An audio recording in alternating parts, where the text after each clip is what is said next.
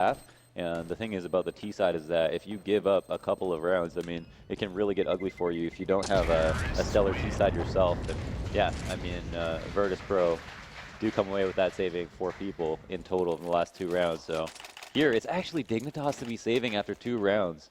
And it seemed like they were fairly consistent, saving a certain number of players every round. But that was that might have been a little bit of an illusion, as now we have what looks like a full buy from MSL, who had, I guess, come away with that gun. Yeah, so he's just got full nades, and he was their solo interman. So I wonder how they're going to use him this round, considering it's an eco. Well, he's actually going up aggressive to the boxes at ladder. Now even going inside, too. He's got a bit of a support. Kirby watching the flank there. In case anyone happens to push out middle. Taz waiting on anyone to maybe come up the ladder. 2 players, pretty standard here for VP. They like to put some pressure on Ivy early on. I really actually love this setup from Dignitas. I mean, they're playing all the close angles possible, and if it turns out to be an outer split or a fake, they have really close-up spot at ladder. That bomb gets past without making a drop. Yeah, it doesn't hit the ground, so no noise. That flash, unfortunately, that caught Taz square in the face, so MSL just gift-wrapped a kill right there. Bialy and Pasha, though, will not let them out for free. Pasha already locked down this Z connector. It's going to make this rotation very, very difficult. And again, it's just the pistols. Dignitas wants to cause some damage, maybe save an AK going into this next round, perhaps get the off of Neo. It looks promising, but there was nothing more to say there than that getting Ivy slowly was the right call. I mean, they assumed it wasn't going to be played where, you know, many teams will force push eco on ecos through Ivy, and they made the brave call there to just try to take it up slowly with Pasha and Bialy, and that allowed them to get into the site and catch 2 people flying out into what they felt like was safety. Well, Pimp, he'll make it a little bit more expensive. Finds one, finds a second onto Bialy. That'll be that. Yeah, 8-3 now, and Virtus Pro do not look like they had just been down 8-0. 8-3 is a very, very manageable scoreline. They've got a full buy on their hands. Yeah, Pimp did make it expensive there, and the economy does matter at this point, but at a certain point, the rounds are the things that are what you're going to remember when the half is all said and done. And now, Dignitas have spent all their money, a total of $100 left between 2 players on their team, half armor on a multitude of players, and only 1 kid on the board for MSL. That's going to be Inner. Yeah, not many rounds left in the half, but VP got themselves into a position now where if they win, they can probably keep Dignitas on a buy-save rotation for the rest of the half, which could allow VP on this T side to pick up quite a bit of rounds, despite, I mean, having, what, it was 8-0 at one point. Now VP suddenly in a position to have a great half as the CT economy is collapsing. And Snacks already starting them off. He got the kill onto Tensky, so it keeps MSL inside, 3 outer. It looks like they're selling a launder fake, selling 1 person in here, throwing all your nades, and then looking to split up for an outer hit. But I don't know if they caused a rotation. They actually did. They've got someone going back and forth, tethering Z right now. The Molotovs go down. Pimp in a more forward position, so he won't be too affected by that. He's got Kirby supporting from above. When will Pimp decide to peek? He's staying quiet for now. Kirby and AZ bringing in these kills. They've got the man advantage right now, 4 versus 3. Pimp is still an unknown factor. Snacks takes him out of the equation. AZ up at CT Sky, 3 on 3. The bomb is being planted. Oh, there is a cover of a smoke that went down to block off that Z line of sight. AZ from the top. He's revealed his position. He has found the frag, though. And now pushing on, it's going to be MSL. Kirby falling at Z. MSL now in a 1 versus 1. Neo with that op, holding the angle, and he lands the shot. VP with 4, and we know that Team Dignitas will have no money coming into this next round. You know, at this point, Neo is no stranger to the op, and he's so damn reliable with that thing that it looks like he's very happy to have cleaned that up. Now, Virtus Pro put another crucial round on the board, actual 2-for-1 here. Dignitas are slowly slipping in terms of their ratio, only have a 2-to-1 at this point when they are coming from an infinite. And Snacks here with the MAC-10 is fully aware that Dignitas are probably going to be on a very low buy and will most likely abuse that, pushing out aggressively. Yeah, and Snacks just running out, figuring out what's going on. He's got the MAC-10. He's looking for the intel, finds 1 player on the site, and manages to get that kill despite a player right behind him in Ivy. So Snacks has gone down, but a big deal. He's only dropped away a MAC-10. VP have 3 rifles and an op to try to contend with that. They've planted on the inner site. Kirby and AZ can only try to set up for some exit frags. Super nice round last round from Virtus Pro on their outer take. It was extremely slow. We saw Neo throw those nades inner, and then they rocked it back to outer, but they didn't essentially just hit it right away. They threw some Molotovs out, tried to flush people out of their usual spots, and it didn't actually do anything, but they had peace of mind when going into the site knowing that half of the million angles that you have to check on going outer are clear. And so I think that was some really good patience from them. Something you don't see on trains. Typically, like, when you execute outer, everybody explodes out, and you either win or you lose. But, you know, they kept that patience alive. And AZ there. Actually, did he just grab a gun? Or he got a kill running through Z? Yeah, he killed Taz, who had an AK, but I don't think he was able to get to it in time. He definitely just dropped his MAC-10 for something, though. I think he just threw it at the end of the round. Maybe there was a gun there. We'll find out. But no wasn't, because there's no AKs on the CT side right now. So they've got all M4, 2 A4s, 2 A1Ss, the op there on Pimp.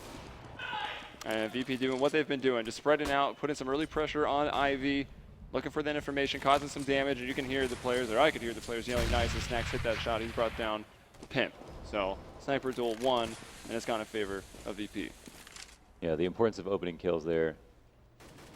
We hear from the resounding yells of Virtus Pro, and Kirby in the smoke actually goes down. That makes it 5v3. This is huge.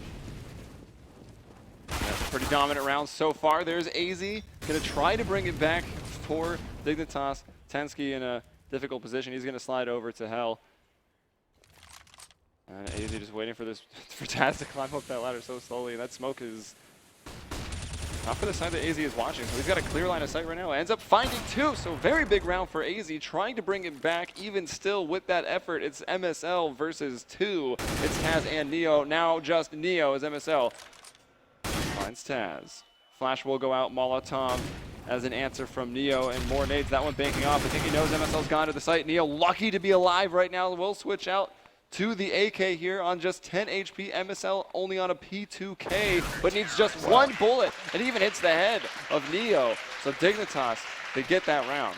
The psychology of that 1v1 was so intense, just picking the right side of the site to peek. Which side is he going to peek based on how was he playing that bomb train? And, you know, Neo looking very upset that he picked the wrong side at the wrong moment. Also took quite a bit of damage, though, and was kind of stuck using his pistol in that 1v1 at the end of it. But Dignitas do clean it up. AZ getting those 2 frags is super huge. He actually has 20 frags and a half so far.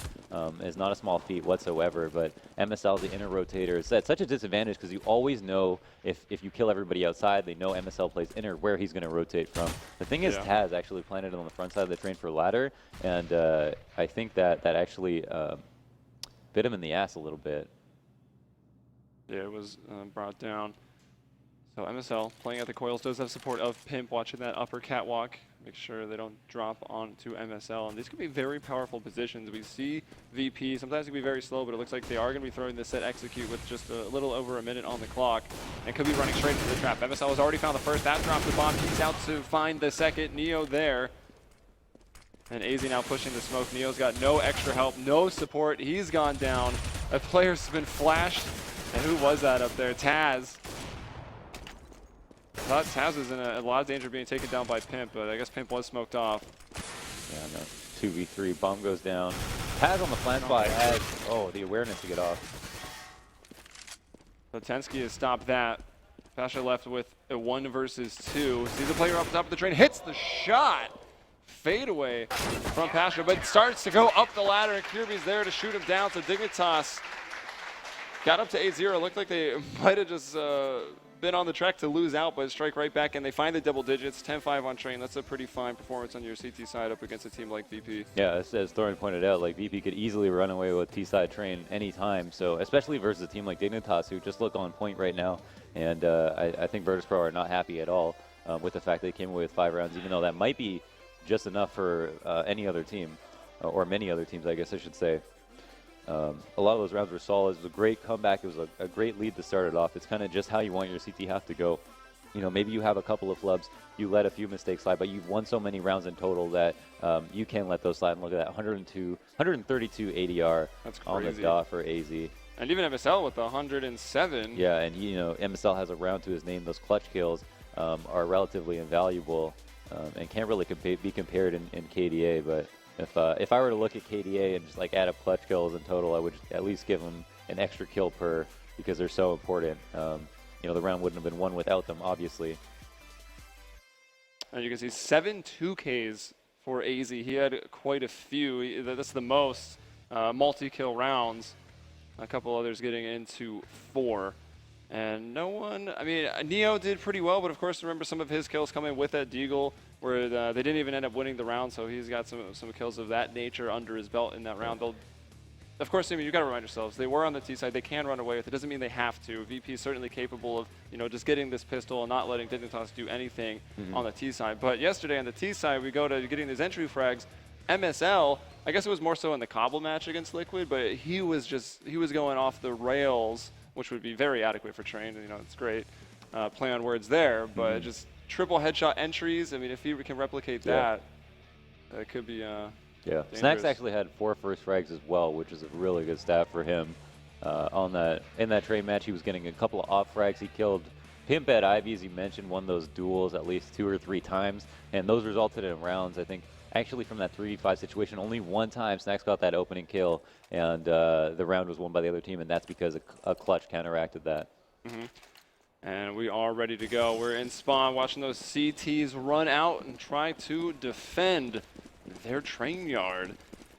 3 armors for Dignitas. AZ's got the utility, MSL with 1 flash, so that means, oh, he has a Tech 9. I thought maybe he would have dropped it to create that raid boss. But look, Snacks and Taz getting so aggressive. And there's a third here as well. Taz with 3 headshots, just like that. Neo finds the 4th. AZ finally gets something going for Dignitas, but he's left all alone. That's 2 kills now. Can probably find this 3rd. Snacks is very, very low. So AZ with the 3K, he'll have to go for the ace. He switches out to a USP, but it's only got 11 bullets in it after that reload. No, this is... He does only need 2. This is extremely winnable right here. Now, Upper will be spotted. If he found that first headshot, who knows what would have happened, but Pasha cleans him up instead, and yeah, you know, it was a 1v5 situation, and definitely you would be sweating if you were on a team that ended up in the 1v2, but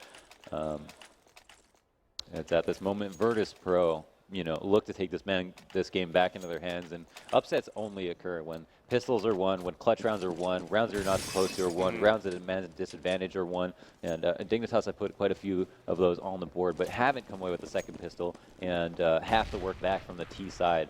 It's not going to be an easy road. And Biala, we've seen this already in the first half. We saw how quick the MP9 came through from, I think it was either AZ or MSL. I think AZ, I believe, on that flank. And Biala set himself up in a very similar position. MSL hasn't quite given up, though. You can see him watching ladder now. He just starts to trot away. Neo, you know, smokes, flashes going out. Will throw a very big nade, does a lot of damage. And Taz from up top actually cleans up those kills. He's got 2. Pimp pushing around the fuel tanker pretty quick with the Tech 9. Can't hit the shots. Taz finds a 3rd, now a 4th. So that's already 7 kills in the first 2 rounds. So the second half here for Taz. Always nice to get him in the early rounds, I suppose. And that's Virtus Pro grabbing the 7th round. The bomb did go down, and I wonder what that'll mean for Dignitas. If we look at their money, it seems that they are going to be buying up next. I wonder if that means they're going to save up quite a bit here. It looks like, no, not quite. Kirby has a Deagle, AZ has a Deagle. MSL and Tensky both bought Deagles as well. And it looks like, I guess we could call this a deco if we round up. Pimp, the only man with a P250, who also wants an off. He's got an expensive habit. But it might make a world of difference moving into the first rifle round. All right, well, Taz playing his signature position inner on that lower ramp side. We got 4 outer with Pasha watching Ivy. Might find himself in battle with Pimp here, even before the ops come out, as Pimp is the player for Dignitas trying. He's actually pushed the smoke. He's brought down by Snacks. Oh no, sorry, Snacks gets Kirby. No. Now, putting a round on the board is not the goal here. Getting another bomb plant would be crucially important. We do have a great lurk from AZ. This could mean so much. I mean, if he hangs out with enough patience, he could catch them off guard, but no, too aware of Virtus Pro. He might have taken a step there. Yeah, and Tensky trying to get a kill, but he cannot do it. VP, big money building round for them right there. Don't drop a single player, barely even take any damage. Snacks just goes down to 52. So VP up to 8, but now the first rifle round for Dignitas is going to come out here, and it will be that, just all rifles. Pimp couldn't get up to that op quite yet. Neo has, however, Yeah. and Snacks is still going to stay on this FAMAS. And we always talk about how important the pistol round is because that's a round in itself, right? And then it's also a 3-for-1 if you count the 2 eco rounds to follow or force-ups, which might make it even 4 if they are to be lost. But now Virtus Pro are only within 2 of equalizing. And the thing is that if they win this round, they are equalized. Penske's already pushed all the way to the green. Train, Pimp, and Kirby hitting the shots from further away. Taz going to drop down the ladder, but Kirby hears that, turns very quickly to intercept him. Dignitas having a beautiful round, maybe a near perfect one. Some damage taken, but it's now just Neo with an op. 1v5 on Train in the outer yard. That's an impossibility. He'll miss his first shot even. Turns to get AZ, but AZ guns it down, and there it is. Dignitas to get into that first rifle, and that can ease their minds a little bit. Oh yeah, 100%. I mean, if you lose that round, you lost the pistol. You had to just eat 3 losses in a row. You move into your first rifle round and you lose that, even though it's on T side. You know you have to go into the next round and just lose it again, and then it's back to the drawing board, and you have to figure out a way to win a round on T side, which you haven't done before. And again, these teams have never gone head to head. So this is a really big learning experience for both teams, and it will be a matter of adaptation as well as hitting shots. That will make the difference here. The stylistic matchup is still up for question. All right, Pimp covering his players. He's watching the push in from the upper catwalk. Looking for some of that information. 2 players actually have slid inner right now for VP. They've got a bit more defense there. Taz going up this ladder might decide to get aggressive. I think he's found a nice little overhang to get this pop flash off of. That's a nice one.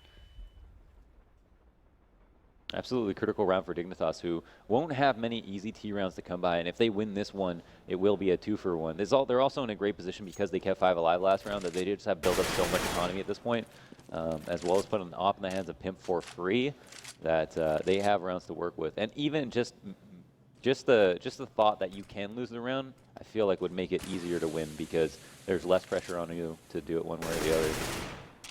And this is a big round for Dignitas, of course. You know, they win the first rifle, VP having won a few in a row, still able to sustain a decent buy here. But if they lose, it'll be the 2-for-1 for Dignitas. They can really extend that lead. But a lot of time is ticked off the clock. Still no one even has the bomb in their possession. So you're going to have the Dignitas players rotate over, grab that bomb. MSL is working inside. He finds that first kill. The bomb has been scooped up. Taz cleans out inside. So VP's going to know they're actually coming outside. With only 16 seconds left, it might not be enough. They haven't even got over to the bomb train yet.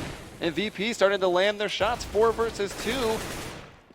And the time in the red, 5 seconds left. Pimp misses that shot, finally hits it, but with no time, what can he do? And he might even die after it. He does. That's massive. That's going to hurt Dignitas. Yeah, the only thing saving him from actually saving right now is the fact that they managed to keep so many people alive last round. He's just got enough money for his armor and stuff like that. If not, if he even had a rebuy for himself, he would have basically had $0 to do so this round. So it's huge that Virtus Pro were able to kill him after the timer, but he does have his saving grace. And now it's actually going to be him with a Galil, which is opting to buy over something like Tech9 and nades, even though his team has quite a bit of firepower. So it's an interesting decision, but either way, on that round, you know, they did try to fake inner.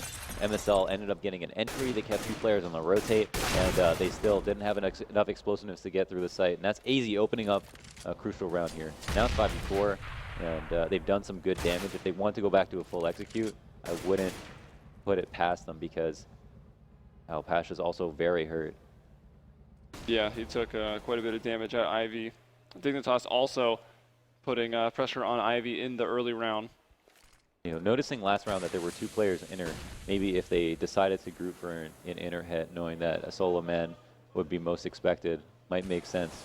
Well, I mean, they started to hit inner, right? And Neo was there along with who was their Taz.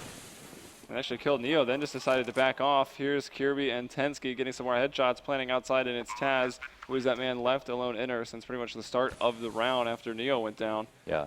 I'll just sit by the Ivy here in CT spawn, hoping someone walks.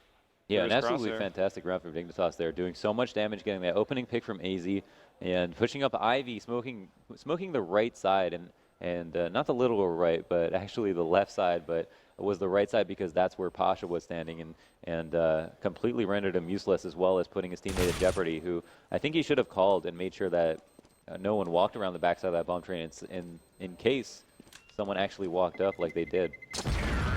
Now Dignitas will move on with a strong lead. 3 players alive here. Taz saved a rifle. But will that mean they can bind in the next round? It looks like not. No, they're going to be pretty poor. I mean, that's rough. We'll see what Taz can do. Again, you run into that circumstance where your inner player has that rifle. You generally play inner solo anyway, so you just keep your rifle there. Yeah, economic game coming into huge effect here, especially on their T side. That is what they'll do. Yeah, Pimp is again going to have that up. All right, so Taz is going to have to come up big.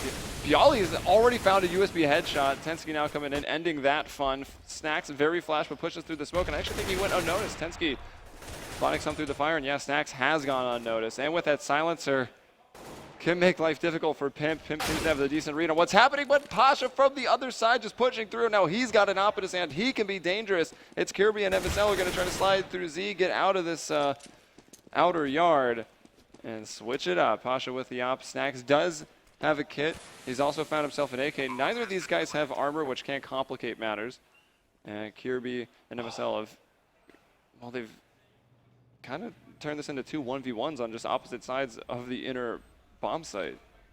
And it looks like Pasha actually got out-lurked there. Yeah, that's it. You know, the mark of a really good team is one that can win a 2v2, especially one versus one that has so much confidence and experience, such as Virtus Pro and Dignitas prove that they can just do that right there.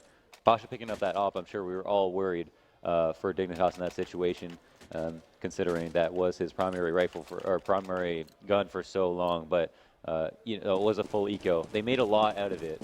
The thing was that it would have been pretty necessary for them to win that for the future of this map. I mean, considering this is actually a double save for them. So Virtus Pro looking to half buy at this point and win out from 14-9. Yeah, which could prove difficult. Dignitas showing us that they can find rounds even on the rifles. They looked very good on this map last night. And the pistols, close angle here from Taz. Does have support inside from Neo. And, well, everybody there. Taz pushing, getting aggressive, will take down Pimp, shoots him off of the boxes. He's flashed, but so is MSL, so MSL's not going to be hitting any shots in the near future. Neo comes across with that P250, finds two quick headshots. Will he find the third? Nope. Tensky keeping Dignitas alive in this round. I'm sure they're sweating a bit. Sure, they've got these AKs.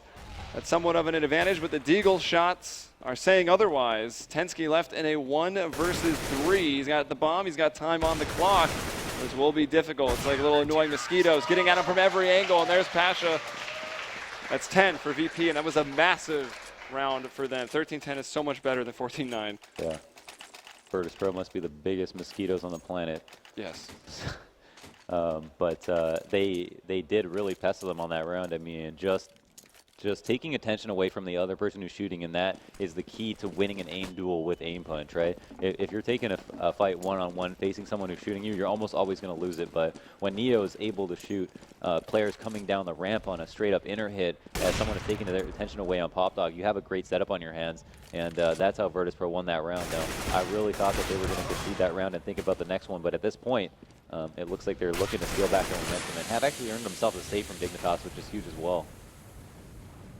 So far, only Pasha has fallen. Dignitas still haven't made really too much ground into the A bomb site. Kirby starting to push forward now. Can he find any of these one digs? No, AZ also getting denied. Bialy bringing them both down with that AK. He finds a 4K on that round, so some nice cleanup frags for him. And that puts this game within 2. It's 13-11. Dignitas still leading. And look at that. They've got into rifles, but there is a Galil. 2 Galils, actually. It's funny because Virtus Pro actually, you know, they went into an eco round, they lost it, and it was very close. They went into the next round basically having a half buy and won it. And because they were going to buy up ops on the following round, that's why they decided to double save. They have so much money left over at this point that they've almost negated the entire lead that Dignitas have within that one round. And so, you know, eating that loss for Dignitas, they're going to have to work from behind at this point, but will do so. And their confidence can lie in the fact that they have won many rounds on the side so far. And interesting to note here, even though they've been winning a couple rounds, VP will pull out the double ops.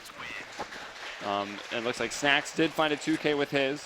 Pasha got 1. Neo will preserve it, so that double op strategy will continue on here for VP. Because like they won with their pistols, which was nice for them, of course. Then they have a rifle just as an anti-eco, so that was easy for them. And right into an next rifle round, then they make their adjustment. They go for the double ops.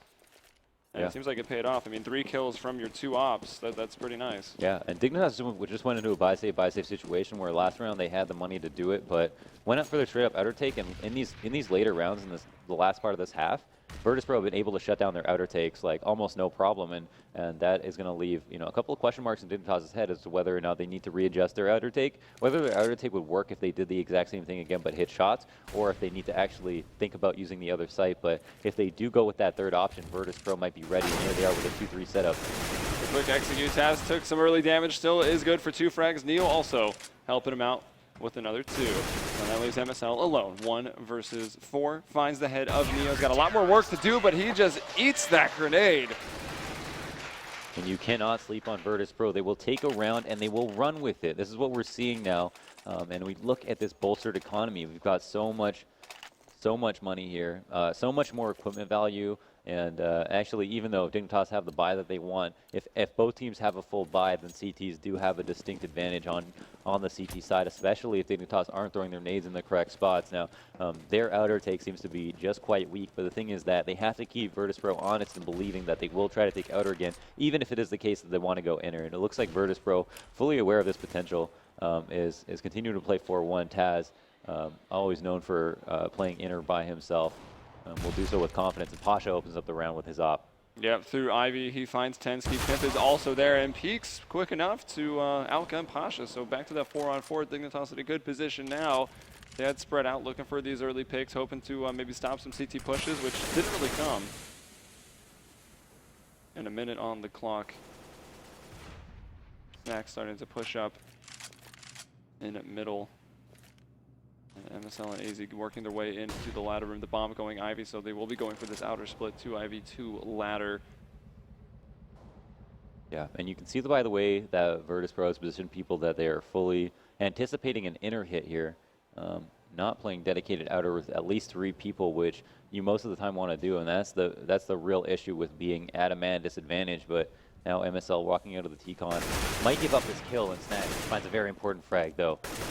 A trade on the other side of the map. Bialy gets the kill. Yeah, both of them in outer were right around these blue and green trains, so not really the best spots to stop the ladder and Ivy split. Snacks has done well to find 2 kills, but it's not enough. AZ finishes him off, finding a 2K of his own on that round. So Dignitas back into the lead, 14-13 as we go into round 28. 1 away from match point now. Dignitas actually managed to take outer there. They got the opening frag. No, did they actually just even up? Yeah, Pimp managed to trade, and they went 4v4, and they took it slowly, decided to take outer. Virtus.pro actually anticipated an inner hit once that happened, and were playing 2-2 on the sites. They wouldn't have done that if they thought it was going to be an outer hit, but they would 100% play 3-1. They were going to play 4-1 at the beginning of the round and expected a full rotate back, but they were wrong about that. So Dignitas have the strategic advantage as well as, right now, a round advantage. Yeah, Pimp will start off on this round. Dignitas changing the pace greatly. They go into the outer yard very, very quickly. Double ops also from VP. Pasha has found a kill. And Neo from very far away, helping Taz finish that one off with just the pistol. So VP on the man advantage, still with the 2 ops. Bialy with the A4. It's up to AZ and Tensky, and now just Tensky on the back of this blue train. He's hearing Bialy. He's just trying to get it. He does, lines it up nicely. He's just got to keep on fragging. He's got plenty of time. Can work around, try to clear everything. Wow, so much patience in this 1v2. I think he's playing it very carefully. Oh, but the pill won't be given up. Neo always getting those important frags at the end of the round, and here we are. 2 teams vying for a match point, but will it be Dignitas to save? Oh, Virtus.pro now in a huge lead, have a second op on the board, and it looks like it's going to be a cleanup crew. Dignitas have to decide whether or not they're going to force up here or play for the tie. It would make sense, the most sense, obviously, to play for the tie in this situation and go to OT. But again, the longer and longer that these games go on, every time we see Virtus.pro go to OT with the team that they're supposed to be, clean sweep it once they get there. Yeah, they will eventually win, and so that's why that decision is so important, and it would make sense for it to go either way. This nade from Taz could be doing a lot. They try to run past it, but it may not matter. Neo gets 2, Taz gets 2. Now there's Kirby. Fake plants the bomb. And everyone's staying alive on VP. Not like money matters too much going to the very last round. Well, of regulation at least. Could also be the last round of the map, unless what has Dignitas got into it. They obviously saved in that last one. Decent amount of utility here. Pimp's got his op back out. Might have to win 2 duels though, because Pasha and Neo still staying on the double ops. And that's what's really cool about VP. Talk about, you know, their versatility when it comes to the roles. We've seen Snacks hopping this match, we've seen Pasha doing it, we've seen Neo doing it. I mean, that's got to be hard to play against. Yeah, and all having impact as well, which is what you're alluding to. Now Dignitas, Tensky, who's been very crucial on this map, very good at it, just in general, positioning himself very well, has made his way outside. Snacks eating a flash, but in a great position to do a full flank. He's going to push through a smoke and find a first frag, and doesn't look for a second one. Kirby actually cleans him up, and that's 2 kills. 3v3 right now. This could favor the T's if the bomb goes down safely. Yeah, Taz did find a kill off of the damage that Snacks provided with that spray down. He's also been eliminated from the round. Bialy moving forward. There's Tensky with the 2K on a very, very important round, but Neo coming from the ladder. Can his op continue to get big frags late into these rounds? This is a post-plant situation. Neo going to flash himself out. Pasha, no luck working out of Ivy. Incendiary to the back of the green. Will he expect Tensky to be on the ladder? He does. He finds it. Turns his back, though. Unaware of exactly where MSL is. Just checking the corners. Time is getting low. Might actually be out of time. Gets the kill, but yeah, no time at all. Not even a second to spare after he finds the frag. And that means we're going to OT here on map 1 train. Dignitas versus Virtus Pro. Excellent map so far. I mean, just a nail biter back and forth every round leading up to that OT. And it started off with Dignitas with that 8-0 lead, but you can never write Virtus Pro out. Getting those 5 rounds on T side was crucially important for them, as well as put together Pistol, and they turned that into just a solid performance overall. 5-10 both sides for both teams. Yeah, and Snacks might be kicking himself a little bit with that last round, having such a great flanking position with that A4. You know, if that's an A1S and it's silenced, they don't realize exactly where that's coming from because of the smoke and the other battles they're taking. He gets 2 kills, maybe even all 3 of them right there. I mean, the round's over, but the fact that he's limited to just 1, that was pretty crazy. And Dignitas clearly aiming very, very well, able to hit their shots over some of the best players in the world right now. And Kirby hitting 23 of them, AZ up to 29. And everyone on both teams is actually fragging pretty well. Yeah, no, you can really have your, you can really be patient in that situation, right? You can push through that smoke and think, all right, I can line up 2-3 kills right here, or maybe wait for them to line up so that the kills are even easier themselves and make those decisions. And but you really are putting your teammates in jeopardy, right? So sometimes you do have to go for that first frag right away, even though you have such a huge flank. And unfortunately for him, wasn't able to secure his second one, but fortunately enough for Dignitas, are able to go to OT and have a chance to take down a giant in this tournament.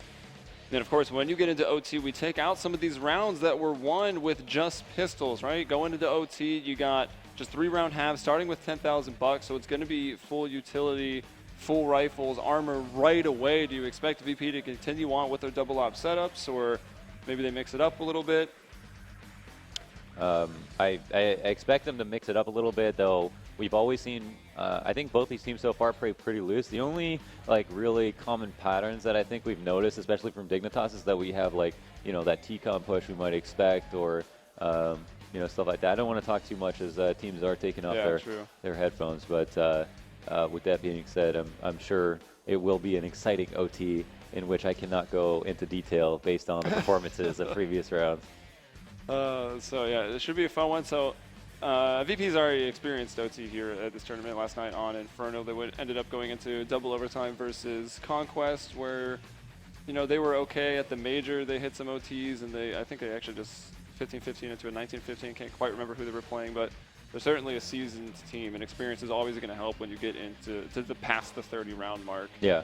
These players, I mean, Neo and like Taz, Pasha, they've just been here a million times, in different games. Have just done this so many times over and over again. And then it's not to say that Dignitas are inexperienced, but the fact that they've done it all together, all 5 of them, is something that you can't say for Dignitas. This is a team that's just gone through so many roster changes, has been pretty much, I feel like the most unstable roster of any of the teams that I've ever casted or seen play that have played at this level. At this level, yeah, exactly.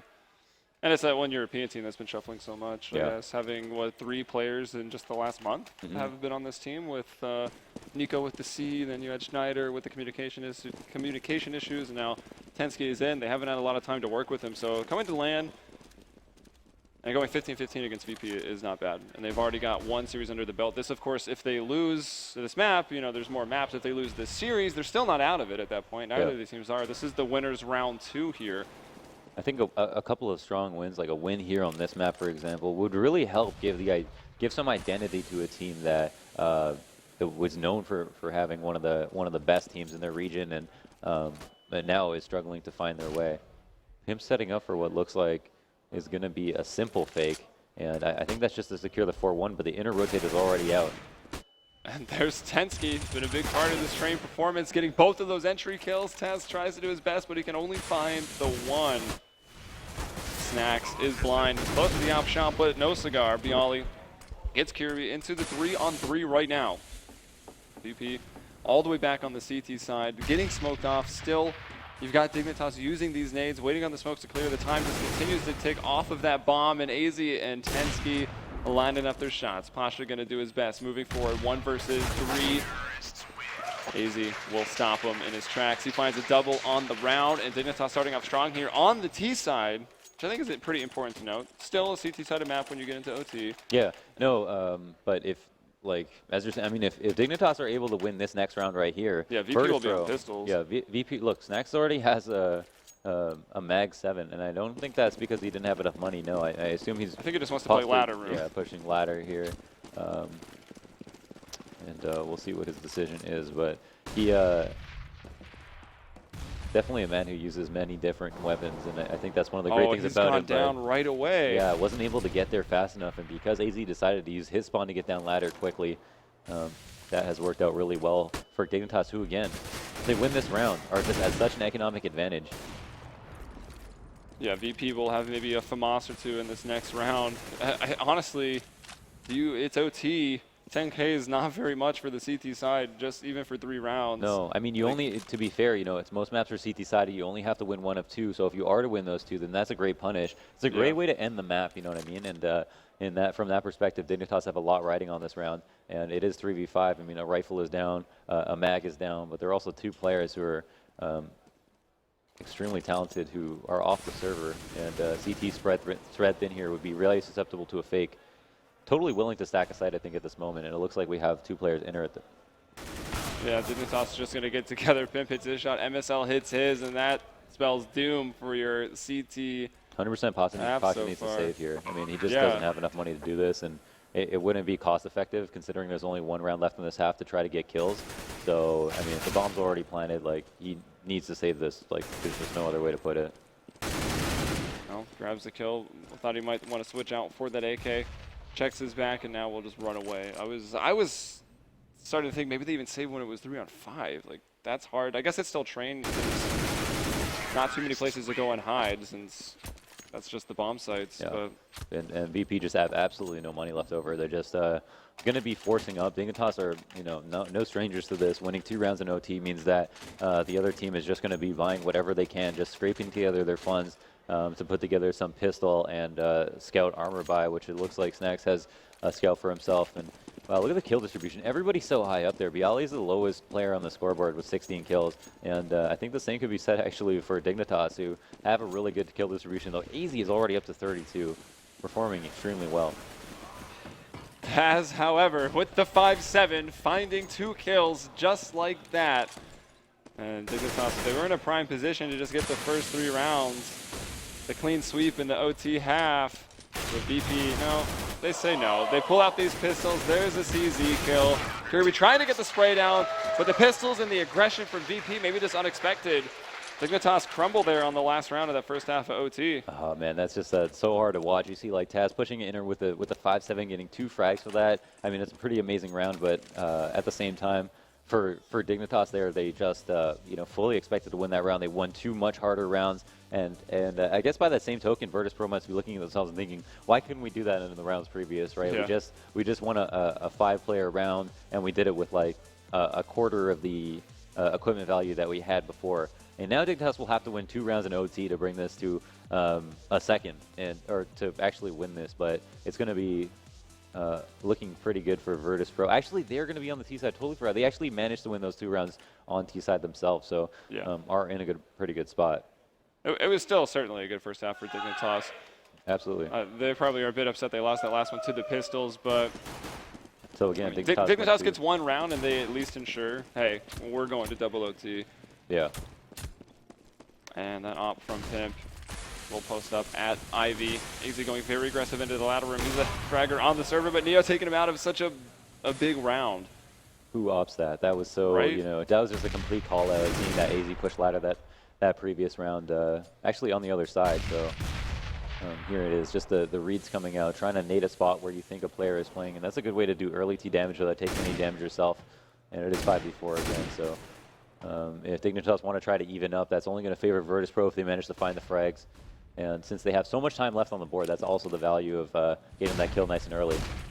So Smoke's going outer, people waiting to drop ladder. It looks like the split is going to happen here for mid. Tensky able to get one. Kirby somehow finding two. And Pimp with the op might have just secured this one for Dignitas with the shot onto Taz. Pasha has to go back for the bomb in his left in a 1 versus 2. He's got plenty of time to work with, but these clutches, these 1vx's on train, it's one of the most punishing maps when you're by yourself. Yeah, the only thing that Dignitas need to do is get the info on where Pasha is, and the only thing that Pasha needs to do is to try to get a first frag before getting the bomb down. And if he can at least make that happen, then he has a very winnable round. I mean, this is 1v2, but a 1v1 with the bomb down favors the T's on this map like no other. Here it is. So he's planted the bomb. Dignitas were completely content just letting him get in and plant it, it seemed. It's OT. Bomb plants will matter a bit less. And MSL coming around the corner that quick. You can plant your bomb, but we're securing a double overtime at the very least. Yeah, at the very least. I mean, they win the first round. It won't affect VP too much being on the T side here. They'll have enough money to buy everything they want. It's probably going to be a series of rifles. It looks like we've got some concerned fans in the crowd. I see your faces. I see the sadness in your eyes. But to all you Dignitas fans, you got to be feeling pretty good. They've got a strong lead. They played excellent so far. Even in OT, even though they blew that one round. I've seen the Doritos. Doritos. It is an MLG event after all, so. Mountain Dew in the other hand. And we've got the ops. This time it's on Snack, so it will shift hands once more, and they're going to need this op to do quite a lot. MSL close on inner, Pimp behind him. So Pimp's moved around already, right? He opts over at Ivy in that first round. This time he's taken it into the inside, so he's playing a nice pivot position with that op. Going to keep VP on their toes for sure. And we have the standard 2-3 for Dignitas. They're going to be playing close up. They don't want to let any bombs go down, and it looks like Kirby is going to take the first action. But the way they threw that smoke, that's almost a call out. They're just going to throw this just so they can clear this one angle, and that favors them so much. Yeah, Pasha coming away with that frag. 8 HP, but gets the kill, and that's the important part. Him being on the board with this utility and a rifle and the ability to flank someone means that he's going to be able to get another kill if he wants to, and Snacks also finds one for himself. That's a 5v3. That's a round you can't lose. Yeah, this outer bomb site, the defenses, they have fallen. AZ is in a pretty good spot. Should at least get him one frag here, I would think. Taz has spotted him. AZ with a spray now, can't quite convert it. Bialy's there. And it's Pimp with an op. He's going to have quite a round in front of him. 2 versus 5. Dignitas, though, did win the first round, so they can try to go for this. Should be able to buy up in the last round of OT1. MSL taken down by Taz. Pimp will get out, opt by Snacks, who finds 2 that round. Pasha, of course, with the first, opening it up at Ivy. Very important kill. They'll need one more, though. The only saving grace for Dignitas at this point is that they won the first round of OT, so unlike Virtus Pro will actually have going to the third round a full buy. I mean, Pimp even has an op, which he managed to get nades and half armor as well, though I really don't think Pimp has had much impact whatsoever with his op. Almost all the time it seems like he would have been better off with a rifle in almost every situation. I hate to say that, but I mean, there's no other way to put it, really. And Snacks, you know, all the opping I feel like has been favoring the side of VP, though. If you have the money to do it, you can set up that opening frag. Why not? I suppose. Oh wow, Kirby deciding to play the exact same spot. I mean, if he sees the smoke, I hope he just tries to walk back through it. But also, Pasha's got more help this time. He's not alone. I think have they boosted up on the little box there? Oh, okay, Tensky just running in. Will he check it? He doesn't check it this time, thinking certainly no one would play the same position. Tensky comes to help out. He brings down Bialy, and all of VP are falling. It's just Taz and Snacks trying to keep them here on map 1 on train. Dignitas, of course, want to just move on. Snacks with an op once more. A lot of people to get off of this outer bomb site in some very good positions right now. Up on top of the train. Snacks not going to see that at all as he scoped in. That was Tensky. So Taz 1 versus 5 to keep the map 1 hope alive. And he can't do it. Tensky closing out that last round with a 4K. Huge. And, you know, Kirby there, you know, playing that exact same spot again, coming up against Ivy controlled.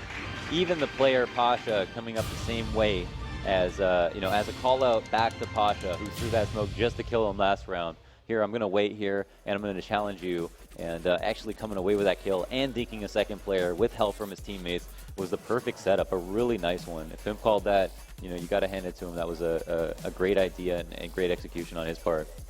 So already just starting off the series with a little bit of an upset, right? I think everyone on the panel said 204 VP, and here they have dropped the first map on Train, one of the maps where you would have favored VP. Even though we saw Dignitas versus Liquid yesterday, it's like, oh, okay, it's Dignitas versus Liquid, though. How good are they actually playing? And now we know they're playing pretty damn well. They were hitting some nice shots, and they even took it into the OT and toppled a team on this map, Train, Virtus Pro, on Train. Yeah. And all rifle rounds going into OT. Yeah, and that was Virtus Pro's pick, right? Yes, it was. Well, yeah. So, I mean, maybe they didn't see them versus Liquid yesterday. Maybe they thought Liquid weren't doing it right. But either way, Dignitas won the map they weren't supposed to and now have a chance to 2-0 them. That's enormous. Yeah, let's see what the desk thinks about that and see if they're salty on their predictions. So we're going to go down to Thorn, Scoots, and Richard Lewis. Thank you, gentlemen. As they said, you know, and my Twitter is blown up. I'm supposed to give you guys a lot of grief over your predictions. Obviously, predictions are predictions. They are that. So, again, called this one wrong. But again, I think the world might have called this one wrong. Predictions are the most worthless metric of analysis by any stretch of the imagination, because you can get idiots that just go with a gut feeling, or people who fanboy in the team and say they're going to win and be right. And you can get people who put in reasoned, measured, intelligent analysis and be wrong. Now, I find it hard to believe there's anyone out there who legitimately would have said this Dignitas lineup was going to beat Virtus Pro on train. And if you're out there, you're mental. Yeah. There you go. I've said it. And here's your box score. Again, goes all the way to overtime. And again, same kind of thing. Like Virtus Pro starts out 5-10. Not a bad T start, 5 rounds or so. But again, just can't really get it rolling this time. I mean, we did identify a couple of performances here. Like I said, this is just a Taz map. He just somehow always comes up with the goods here. He was still very good. Like I said, if Bialy is going on fire, that's when the plow mode's activated. He was doing very poorly. He wasn't really getting in the game at all. And then on the Dignitas side, like Richard said, Kirby could be the guy. He could be the guy. If he goes off, you add it into AZ was doing very well, obviously. Pimp didn't have to do much, but he was opening decently. Not very good ADR, that was what I was going to say, actually. The interesting thing about this is Pimp didn't put in a mega performance for me. I think Pimp put in a kind of like the average performances he was putting in when he first picked up the ult for Dignitas. Here, it didn't really matter because everybody else picked up the slack. I mean, first of all, you've got Kirby. You can see he's on 27. Tensky had a solid game. MSL had a solid game. And AZ, he really burst out like very early on when he took that massive lead on the CT side. AZ was the guy that was, you know, doing that damage for them. So AZ put in, again, his usual superstar performance, but everyone else was kind of just below that godlike level. Pimp was actually one of the kind of like more incidental players. So this isn't going to happen all the time for Dignitas. And you couple that with what was going on with Virtus Pro, you know, they started really slow, really cold. And that's not like them. Usually on the T side, they burst out the traps and they try and overwhelm their opponents. Yeah. I mean, put it this way. If someone out there really was very confident Dignitas would take Train, then you must be overwhelmingly confident Inferno will be easy then. Because Train's a very good map for VP. The rest of the series still gives Virtus Pro a very good chance. They were the team that had a chance on every map here. So they still played decently on that map. Had some issues. Bialy really didn't come with the game you normally expect. Such an aggressive player usually who can make a lot from that aggression. Really kind of intimidate opponents to a degree. I think on this next map, though, it can be a break and they move along and they get the second map. Yeah, it could be, but equally, let's not forget yesterday, Virtus Pro struggled on this map against Conquest. Had to take that to double OT. So, I mean, if you are in a Dignitas camp right now, maybe you're feeling pretty good. Sure. Yeah, you have to give credit where credit's due in that sense. So we're going to definitely dive into Inferno. Again, that is Dignitas' pick. But just an update, secondary match on the Bravo stream, not going Liquid's way at all. They lost the first map to Conquest, and right now they are down 3-10 on CT side of Kabul. not a good looks like look. they're headed out at the moment. Not a good look Yeah. at all. So we're going to take a quick commercial break, but check out the Bravo stream, and when we come back, we're going to talk about Inferno, Dignitas, Virtus Pro.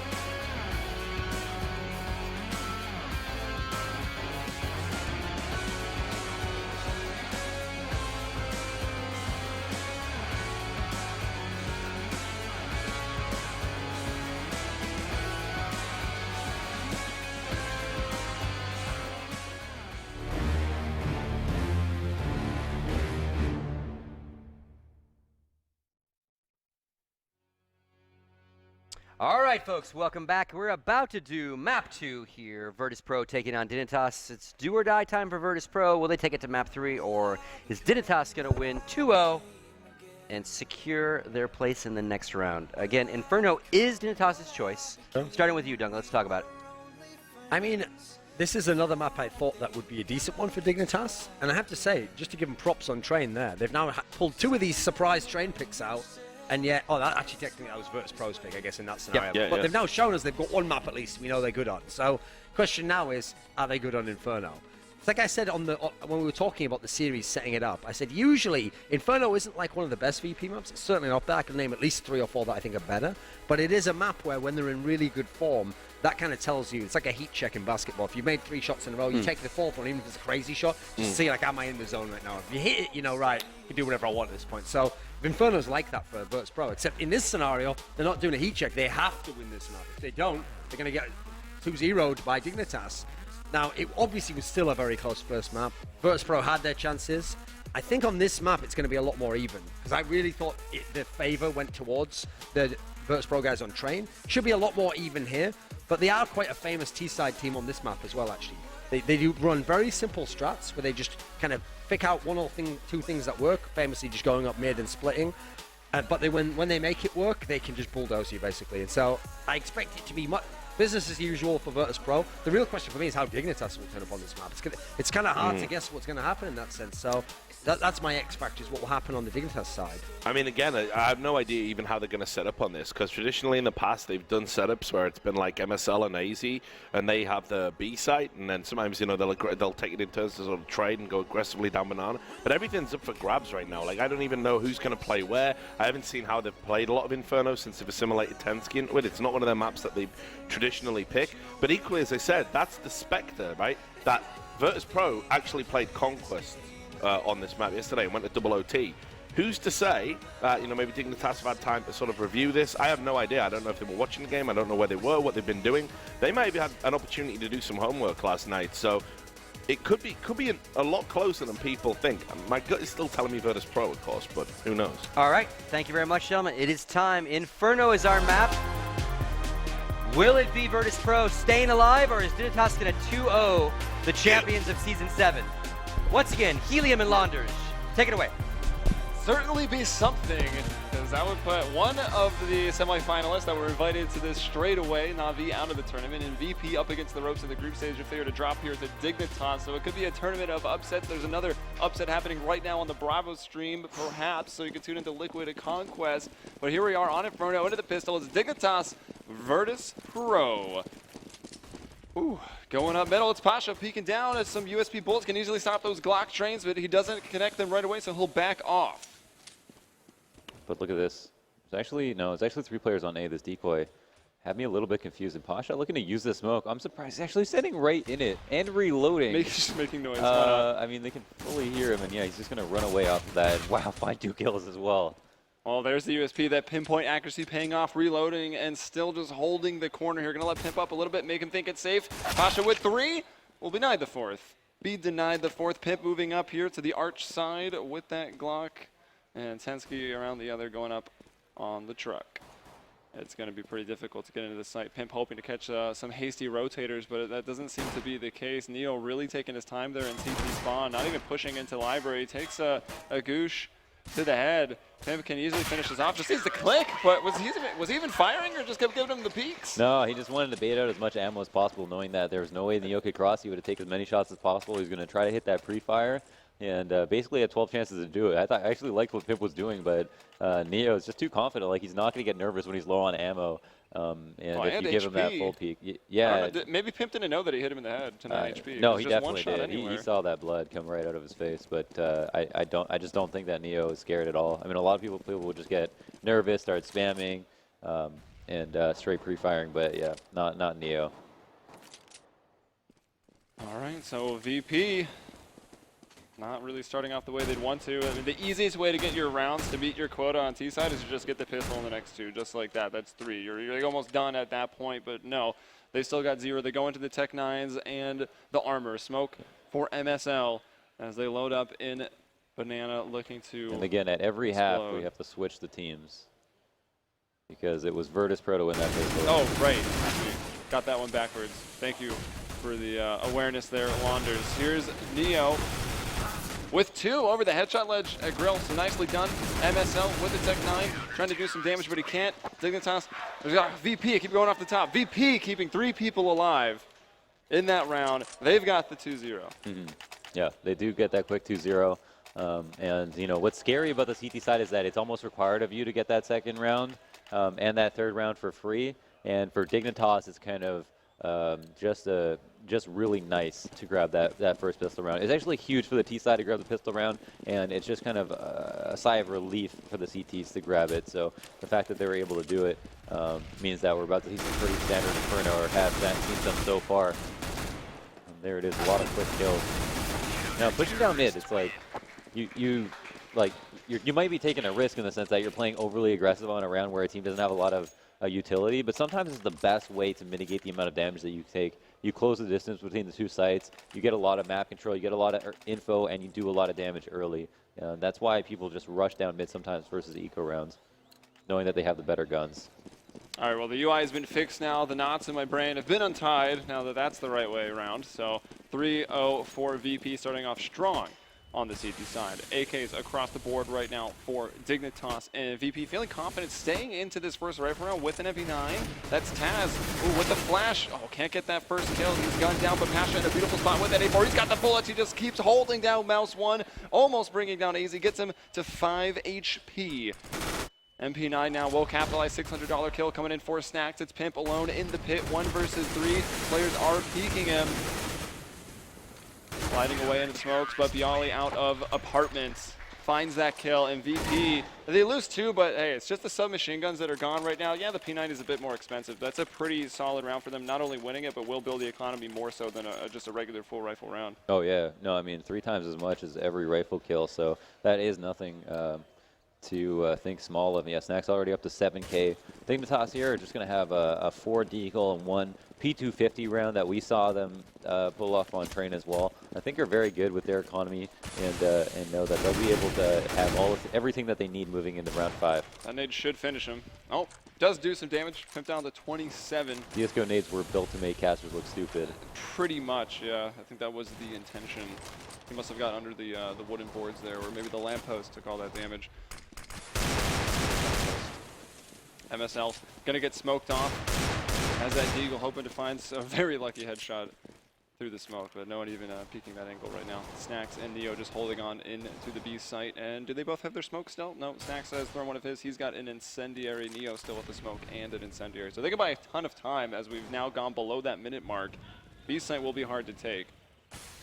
Dignitas still seem pretty focused towards it though. And there it is, another smoke going out.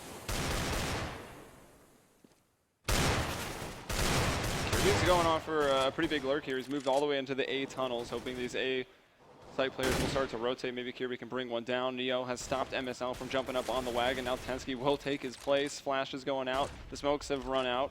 Still that incendiary around Neo. Now it's gone. Going to buy even more time.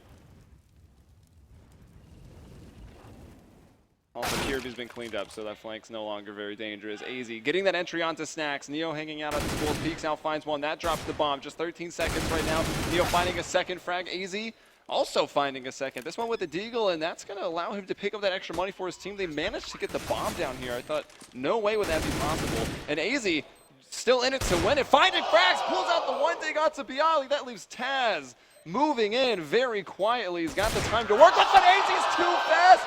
That's the ace for AZ. And you know what they say, easy for AZ. Too easy for AZ. AZ skins, AZ life. Wow, what an insane round. 3, 1, 2, 3 1-deags, 4 1-deags. He opened up the round with a 1-deag. I think he got at least 3. He got that 1 rifle kill. That was fantastic. You know, you saw him peek out in the CT and thought, okay, if he hits this 1-deag, he's got a huge chance to win the round. You've seen it happen before, but is this a round where he's going to do it? And he just comes out and does it just like he was straight out of your dreams. It was a pretty fantastic shot, and then that last one to clean it up, also beautiful. Had the perfect read on Taz, too, walked all the way up through CT, and just fantastic shooting. That is just going to put you on such a high. It put your team on such a high. You know, he's got to be shaking this round. That was just great. And now Tensky keeping that momentum up here for Dignitas. Finds the entry frag onto Bialy. Pasha with the op on Art's side. Aiming at this man through the smoke. He's not going to know that, though. Sees those tracers coming through. That's Tensky again, causing a disruption there. Dignitas still just spread out looking for these picks. They've got some sort of banana control. Looks like they might still be smoked off. They haven't pushed all the way up to the car quite yet. Pasha will re-smoke the top of banana. Just keep on cycling. I mean, he's throwing that one from Arch. And just a thing. 2 more. They have a man advantage this round. Last round, you know, just, you know, for the sole fact that it was an eco was amazing. Not only that, but it was 2v5. They took a site by themselves. Now they're down to 30 seconds, but they do have the man advantage. They have top banana control. Bracket is actually cleared up, and Virtus.pro have no info on this, so they have no good reason to rotate. The thing is that to hold 2 at B would be a huge advantage if they wanted to hit A, because there's only going to be 2 on the site. So leaving one here to sell the fake is good. Yeah. AZ does go down, but now they're going to execute. And it's all about hitting your shots at this point. And well, look who's hitting him. It's going to be VP. Wow. Just absolutely dominating. Dignitas keep 2 in Banana to throw the smokes. 1 then drops back, picks up the bomb. However, the one person that was trying to sell the fake on B, which I think was actually AZ, doesn't find a frag. So as soon as he goes down, nothing else is happening. The rotations come in, but weren't even needed. The insight Pasha hits the shot, and in pit, Taz landing his. And no, what's truly worrisome is that they had map control that round. They had all the check marks off in my head. They had top mid control. They had banana control. They had control the rotations perfectly. Man advantage. They sold the fake where they needed to hit the correct site where they had a 2-2, and they still lost that round convincingly. Like it looked like when they got on the site, they just could not find a way to even shoot someone face to face. The crossfire worked out so perfectly for Virtus Pro that even though Dignitas have a round, it was off the back of AZ. Like you put his team on the back on his back that round. Yeah, and on a full eco, you can't expect that from him every round. It's just not a sustainable way to win a half. No, it is not. They certainly help you out, though, when they give you a free round like that into a rifle, but then losing the rifle, that can maybe shake the confidence a little bit of Dignitas, who still just sit at the 1. VP now up to 6, losing only Pasha on this round. Yeah, they did eat that loss, and they're going to move into this round with their full buy, or at least, it's not going to be like an absolutely fantastic buy. I think Pimp has yet to buy armor. Does he have enough money for it? Yeah, I hope so. Okay. Just a death sentence to get a rifle with no armor in this game. But, yeah, now they need to really think about how they're going to open up the map. They had everything going for them when they hit on that previous round. And that's got to be, ooh, a double-edged sword. Nice shot from Pimp, who has had some trouble putting kills on the board, but those entry frags can not go unnoticed. Yeah, and AZ with the boost from the T ramp, looking to pick someone off from over the smoke there. And this time VP taking a bit more of an aggressive approach on Banana early on. They're just going to leave Neo out by the car, and Snacks is going to go ahead and make his rotation to the A site. So instead of trying to go 2-2, they're going to stack up the defenses on A a little bit more. And this maybe will backfire. Neo spraying down, gets one. That rotation coming right back, so Snacks just running a marathon pretty much right now. Oh, pretty interesting angle from EO that he took just that car. It seems very simple, but they had the bottom banana smoke, and they had players jumping out to clear close up. Yeah, it's a funny name for an M4 there. It certainly was. All right, so now they've worked their way back to A. They find just the 2 players here, but it's those VP players who are hitting the shots. They failed to take A in the last round. This one a bit more successful. 2-on-2 will be a retake scenario now for Snacks and Neo. They don't have any utility, but they do have the kits, and they've got there in time that both the players are still locked in the site, and neither of them win their duels. So Snacks and Neo, easy retake for them. Snacks going back for that op. Absolutely critical round, and you know what? It did come down to the spacing. I think that they got the bomb down, but that when they got into the site, they really took a long time to do it. They kind of trickled in, which I think was the most important point, considering they did everything right up until there. So, Virtus Pro have a ton of experience on this map. When all top teams were kings on Inferno, when this was the most played map of the year, Virtus Pro were one of the teams that actually weren't the best on it. It was like teams like Navi and old Envy that were really good on this map, as well as Fnatic. Now, Virtus Pro is still up there having to play it all the time, retain much of that experience. And now Dignitas have so much to prove, and it looks like they lack a little bit of what it takes to execute on a site, as it does take an insane amount of coordination. But we'll move into this round with just a save and kind of a rush, and we'll try to get a plant. It looks like the explosiveness is paying off too, as they do get 2 players down, and it looks like a free site to plant on. Yeah, some missed shots there, then Pasha gets caught. They're all close. He's got that op, doesn't hit a shot. Taz kind of just let him run up middle. Didn't throw the best of smokes, actually, to block off the top of mid. I'm sure that Dignitas would have just pushed on through anyways. So that's left VP in a bit of an awkward situation to lose a round like this. The bomb has gone down, and Dignitas have had time to set up their post-plant positions. The AZ finding frag, and now it's Snacks alone. He drops to the pistol of Kirby, and Dignitas, they find their second round. Yeah, really good for Dignitas, keeping it competitive in this situation, but I think they need to take a long, hard look at that round. Like, honestly, this would be a situation where I would just straight up pause and say, okay, yeah, we won a round, but this is our second eco round, okay? This exactly. Is, no rifle rounds won yet for Dignitas. Yeah, we've had beautiful early rounds, beautiful mid rounds. We've gotten it to 5v4 a couple of times, and we just got absolutely decimated once we got to a site. And, why does that happen? And if we look at the 2 eco rounds, we see a little bit more aggressiveness. We see a little bit more heated individual play. In that situation, they were able to just go up mid, guns out and hit shots, and I think that they need to do that a little bit more because going a little bit too slow doesn't seem to be their best style, especially not here today on Inferno. Their spacing was a little bit lacking, and I think that was a key point for them when they were trying to take a site slowly, methodically, and calculated. So a pretty heavy approach up middle and alternate mid. Pimp's worked himself into Boiler. Will want to peek out and work that with the out. Might just catch his player sliding back. Double scopes in on just a sliver, but Bialy able to peek wider, sees Pimp first, and does about half damage to him through the wall. That Pasha double scope, though. on just a Mag 7, yeah. And even the P90 there on Taz, but he's playing on balcony, so definitely a worthwhile position when using a P90. Yeah, kind of a weak buy here from Virtus Pro, who are just relatively low on money. You know, Taz is a P90. He's playing a good position for it. Pasha going to see the corner of the smoke. It's always bad, it seems, in these matches that we see this. And whoa, MSL though. He's like, wait, why am I not moving? Oh, there must be a play here. Let me shoot him. Ooh, nice spray from Bialy. Get that second kill, but here's a sight and a lot of sight control. They have a good read on where the rotators are coming from as well. MSL is going to cause them a lot of pain, I feel like. Yeah, good read on the player in library, would you say, Lander? Yeah. As that Snack's on fire. It's pretty much a picture book at this point. Just like, is that a player? I think it's a player, and MSL will decide to shoot first. So he finds Snacks, and it's just Neo waiting on some exits. MSL is just Freddy Krueger, just appears in flames. So 1 versus 3, Neo will have to forfeit this one at Dignitas. So the big news here is Dignitas have won a rifle round. They get the one, the heroics of AZ to ace in what, a 1 versus 4, yeah. I think? With that ridiculous deep work. Then, you know, I guess they deserve their Tech 9 rush. They went in with confidence, they hit their shots. And then finally a rifle round comes together. So down 3 rounds for Dignitas. And you're only around 11, right? Yeah. Still quite a few more rounds No, in half. yeah, absolutely. Lots of time to learn from yourself, lots of time to get a better feel for your opponents and yourselves. And I think what was really key about that round was very characteristic of their victories over the course of these 3 rounds is they've ended up executing a lot earlier. And, you know, they didn't wait until the last moment to get the bomb down. They did go up top mid while forfeiting, trying to get banana control first. And that allowed them to have more confidence going into the site. Knowing that they didn't have to wait for anything else to happen on another part of the map, wait for teammates to come back. They were all just ready to go at the very moment, and I think that's playing to their advantages right now. Taz naded and then taken down through the wall by MSL. MSL finding a second. Bialy will take him out of the round here. Snacks manages to get 1 kill with that USP. Now into the 3 versus 2. Bialy standing tall at mid. That will drop the bomb over at bench, and that could be disastrous right now for Dignitas. Kirby out of balcony, surprising Bialy a little bit. He turns, but he can't get it done in time, and now it's Neo. But remember, the bomb has been dropped, so Neo's got that power right now. If he can find 1 frag, he can really start to mind game whoever might be left. You know, Neo was the best player in the world at 1.6.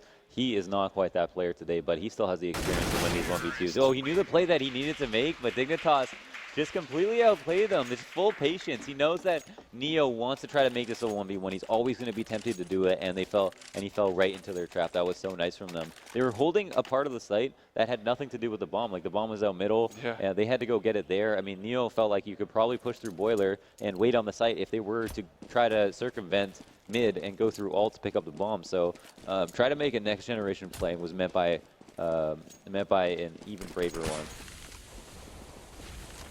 So 7-4 right now. Dignitas half starting to turn around and look pretty decent. Trades go 1 for 1. In Banana, always going to favor Dignitas, who do still have smokes, Molotovs, and flashes to work. If they want to get a set execute play, they've got their first kill pretty early on. And Pasha just with that Mag 7 heat right now. So Dignitas, we've seen them in this position before. They've definitely lost in this position before here on Inferno. Yeah, this is it. I mean, they got the 4v4. They have 1 on Banana, and it looks like they're trying to work up. They don't have the bomb, so I hope AZ doesn't plan on dying here because he looks like he's the one that has to go get it. Yeah. I mean, it seems like it's worked. You got 2 people over on B. One of those is actually a decoy. It was even throwing me off. Pasha's made his rotation. The problem is Pasha's making that rotation with the shotgun, and that's the one situation where you don't even want to have a shotgun going through CT spawn. I mean, he really wanted to help his teammates there, but peeking that long angle with that. Back on the benches in pit, looking over that truck, hits a nice headshot onto MSL. Bialy also the double pit defense here on A. This is one of the hardest things to take away from CTs. Tansky's got one of them. Bialy still standing and fighting, but AZ through the truck and the wall hits his shot. So Neo coming over. Can he get it to the 1v1? He does. It's AZ standing in the bomb site. He's obviously clutched before in this match. We'll go to the 1v1 cams right now. AZ just waiting, spots the head, will shoot. Now he's giving up his positioning based on that sound, but he hits the shot anyways. And now Dignitas up to 5 rounds, only 2 behind VP. Big balls, my friend, on AZ. Once that position was given up, I mean, you got to be worried. You think, you know, the CT can enclose on you, and I think when the bomb is down in your own 1v1 and you're the CT, you have that advantage. But as soon as you're spotted, you miss your first shot, or you give it up for the risk of taking it, then all of a sudden the ball's in their court. They can close off your angle, the one that you're trying to get the drop on them from, and that makes it a much more difficult round. And Virtus.pro back on a save right now. Dignitas are slowly closing this gap. I mean, VP have truly cooled down. Yeah. Losing the last 4 rounds in a row. But I think on that rotate, that was huge. You know, Pasha, like, spotting one with a mag and then staying alive, counted his blessings. The Deagles. The Deagles. They just keep on shooting, and none of these people with the Deagles are dying. And there's Neo with 2. Into the 2-on-2 right now, Bialy. Pestering them with that P250. Meanwhile, Pasha, who's got that first, I think Pasha actually got the first kill of the round at Ivy, backed off over to B, so he's gone to the very perfect location. He's going to just, is he going to peek out? Is he going to try to just sit in and hope they don't check it here? Time is not that low. Dignitas definitely have time to check their corners, but will they do it? They simply have to. There's no reason not to. They have 2 people to deal with every single crossfire to take as much time as they need. Should be their main move. He sees that, he knows where they are, but he peeks out and misses that shot close range with the Deagle, and the Tech 9 is there. That's rough. I mean, you know, you could fault them for trying to peek out there, but at the same time, I'm sure that Op would have closed them off at some point. Like, you're just not going to not clear that angle with a minute left on the clock. But for picking the right side, you got to give them credit for that. And I think what was also cool was them picking Bialy as he tried to peek out into ult. That was an important kill, and I'm sure that's one that Bialy regrets making this mistake of peeking. Now Dignitas within 1 are tying up on the T side. All right, here's Pasha again, another first kill for him with the op. He takes down Pimp, who wasn't opping in the last round. I didn't catch if he had it here, but did decide to op. Yeah, he did. Yeah, so he decided to op on the T side after they got a few rounds under their belts. Yeah, I know you've talked about Pimp's rifling and said that it's very good. I mean, he's definitely not having the impact today of any top opera, especially against pretty much any member of Virtus.pro. I wonder if he should really just save that money, especially on a map like T-Side Inferno. It's just op is not, it's not only not mandatory, it's sometimes not even beneficial to have one. It slows down your mobility so much. Like, a good CT team is never going to give you that opening pick. They always have a better spawn than you to whatever location you're trying to peek. So. Yeah, I mean, most teams won't really go for the op on the T side unless you've got the, you know, the nuttiest opper in the world, right? Yeah. Which I think it would be fair to say Pimp probably is not that player. But even still, right? They're making this comeback. Tensky's still fighting 3 versus 4, but Taz spraying him down as they're crossing. Wow. Well, we get to all the deaths at least. Yeah. Pasha shooting one, and I think that was his second kill of the round out there in middle. Yeah, right through the smokes. And yeah, so the only position where you can buy the op on T side, if you think that the opper is going to try to challenge you, is like passive mid, like on the T steps. You'll get there first. You know, that might be a situation to do it. In that situation, Pimp just tried to fly out mid and challenge Neo, to which, you know, Neo was there waiting for him. So that was an easy kill on the board. And yeah, I mean, he's going to pick up that op again. I'm not sure that's just like the best decision, even though they're doing well overall. Like, if that could mean like an even better lead if he avoided using it, then, you know, why not do that? But again, it is the last round, so spend your money, I guess, wisely, and use as much as possible. I think one more chance. He's got one more chance. Third time is the charm. He looked the no scope close range onto Tensky. Somehow able to pull that one off. What? Going through the mid pit with an op here? That jumped out of a window, I suppose. Let's see, Pasha's still up, he's still on this flank. Wants to scope, it's not hurt, he hits the shot. Sometimes those ones are the hardest. Everyone just getting off to the back. Pimp's at the top of middle, he brings down Bialy. He's still left with a pretty difficult situation, 1 versus 2. Look where the bomb is, it's in Banana. You got a man on 2 steps, 1 in Banana. Pimp, pretty low chance on the round, but after what AZ did, I would say anything is possible. Definitely seem ridiculous to have an op and underpass, but if you think about it, anybody jumps down there, you win that fight. Yeah, you can't really miss an underpass, right? Yeah, nice. All right, there's Pasha with the 4K. 4K, yeah, big round from him. I think how different that could have been. I think it was Tensky was that second player that needed to get that trade on Pasha in the apartments. He doesn't get that. If he does, maybe that's a completely different round. Yeah, absolutely. I mean, you shut down the player that gets a 4K after getting 1. I mean, certainly is a different round. And he was getting weird with that thing going through underpass and then like coming That up was and weird. flanking through a smoke on banana and then ending up on T steps. You know, he's just all over the place. And, you know, that is a good characteristic for an Opera to have, is to be, not unexpected, but yeah, I guess unexpected in the sense that you're in positions that players aren't going to clear. But now Virtus.pro have 9 rounds. They're going to move into T side. It's a relatively good half. I think some of the rounds that Dignitas won were fantastic, though. And we see, look, for such a low kill distribution on the side of Dignitas, like between 5 and 11, we see so many rounds on the board on T side overall. I mean, that's just, you know, teamwork. That's an ace on the board for AZ, which is something we won't forget for a long time. That's definitely getting edited because Yeah, that was crazy. That was beautiful. And once again, Kirby, he doesn't have the most frags, but at least for the efficacy, he's at the top. It means he's having a big impact. And as the desk was saying, like Kirby, you know, Pimp isn't down there. He was down at the bottom on Train, down at the bottom here on Inferno, but he's not really even that needed. Kirby's stepping up. He's Not really that needed. He's obviously needed 5 people, but Kirby's stepping up for Dignitas, Yeah. which is maybe not something, you know, as another team is banking on, because AZ and obviously MSL are still doing a great job. Tensky also, the newest player on the team, performing well with his 10 kills. And to start off so rough and be able to dig deep like that and find the 6 rounds, I mean, Dignitas has to be feeling pretty good. Yeah, it's a huge comeback. You know, you have the ace to kick it off, and then you strung some rounds together. You earned yourself some eco rounds. You do feel great about that. I think that's all like very good signs for them. And I think moving in the second half, you know, coming off of a map win, moving into their map pick, like these are all just great signs. And big signs of an upset. I mean, that would be insane if they got the 2-0, but This Twitter poll. they're on track to do it. What This is shows that? loyalty right here. I think it started off something like 50-50, then VP was up 8-0. We saw VP was then 80. It was Dignitas at 20. Now we get into the second half. These fans Suddenly, are- Dignitas is at 59%. So Yeah, these fans are fickle, bruh. they're jumping on and off bandwagons real quick. So that's fun to see. It is going to be hard to call. Of course, the second half pistols are going to be vitally important. We saw VP start off with the first 3 on their CT side, which generally means a strong CT economy. Probably why they got out to that big lead in the first place. If Dignitas can maybe do that same thing, I mean, they could take this series 2-0, which I mean, I think no they're- one would have expected. I think they're in position to do it. They just have to play CT advantages. They have to play really standard CS. Virtus.pro are probably going to try to force themselves through smokes and try to catch Dignitas off guard. And the beautiful thing about watching Virtus.pro play is they get away with it quite often and make it look like a viable strategy time and time again. But it definitely starts here with the pistol. We talk about it time and time again. But if Virtus.pro are able to secure this whistle, I think they almost certainly will take the map. But if not, it's anyone's game. All right, Snacks and whoa, actually AZ is taking a ton of early damage, down to just 13 HP.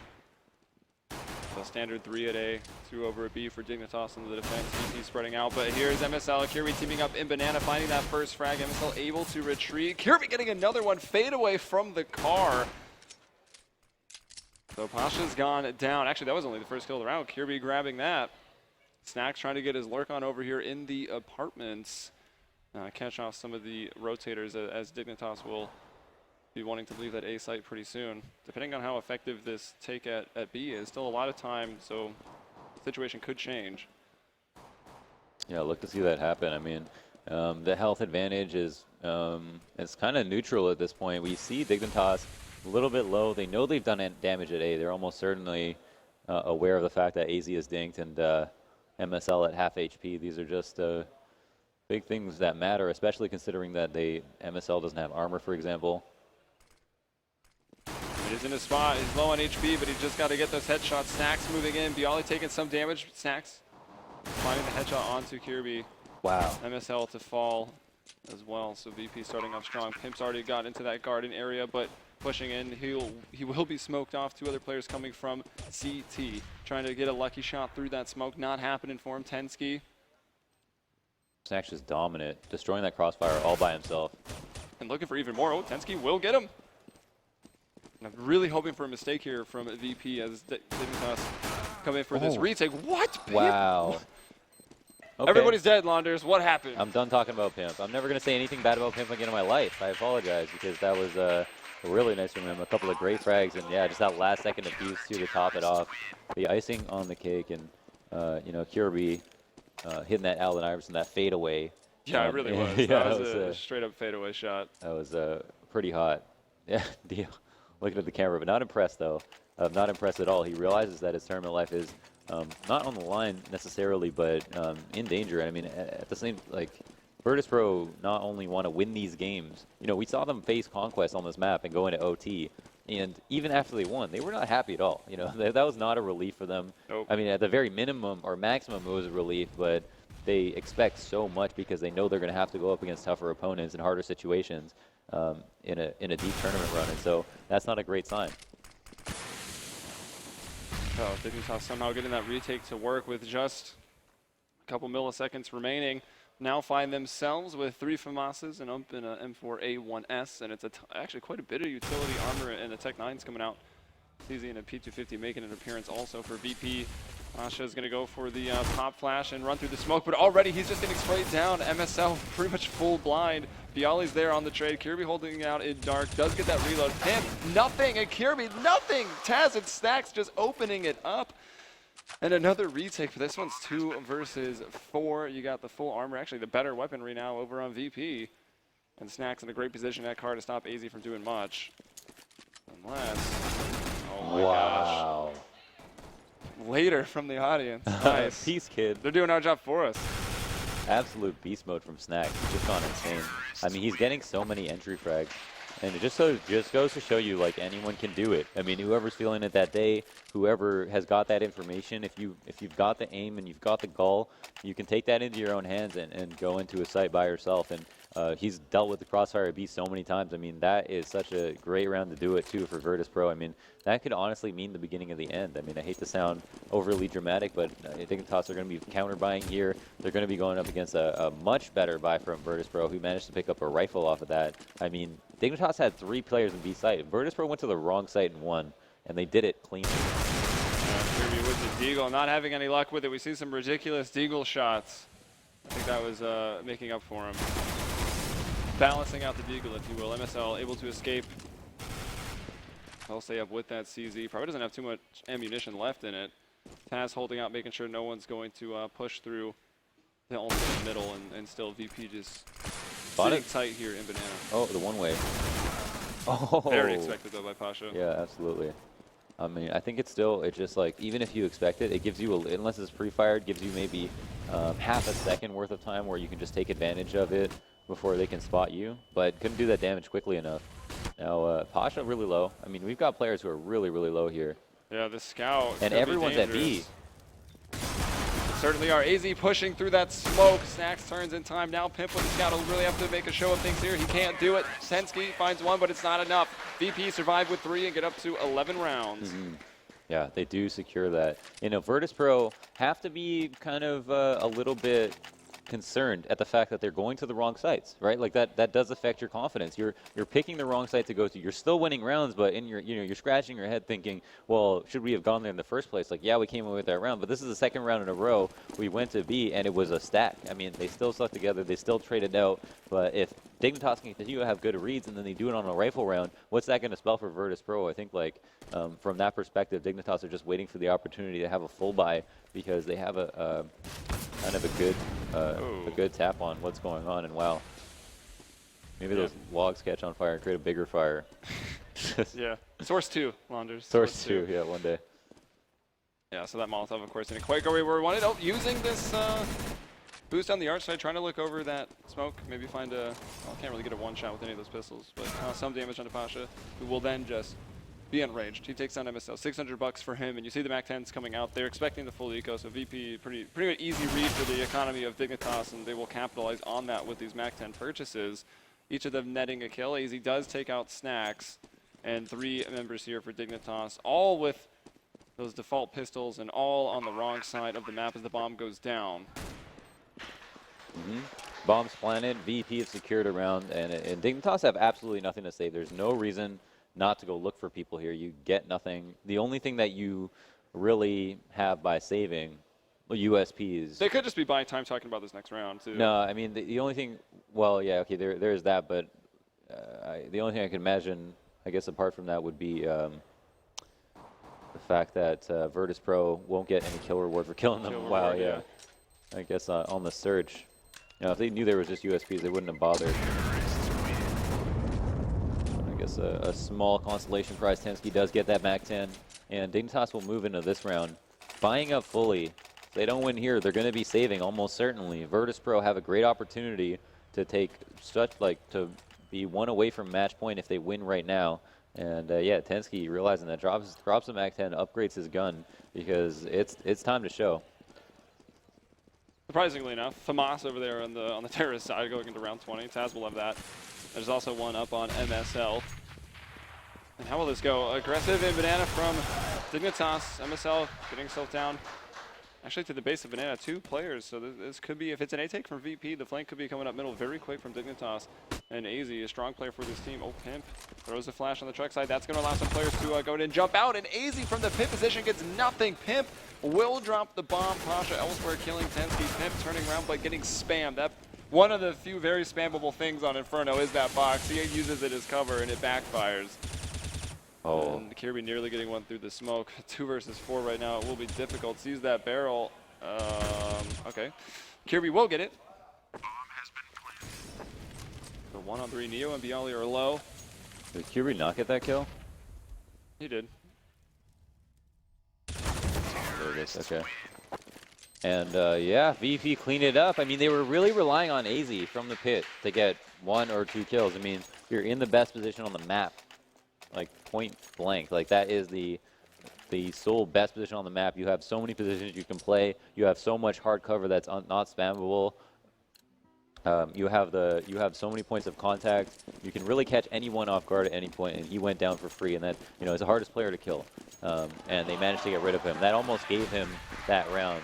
Just won that 1 kill. Oh, MSL trying to peek out with the Deagle, work some of that Deagle magic, but it won't happen for him. Kirby moves in, does find 1. The rotations are somewhat quick, but the smokes are there. VP now starting to move through.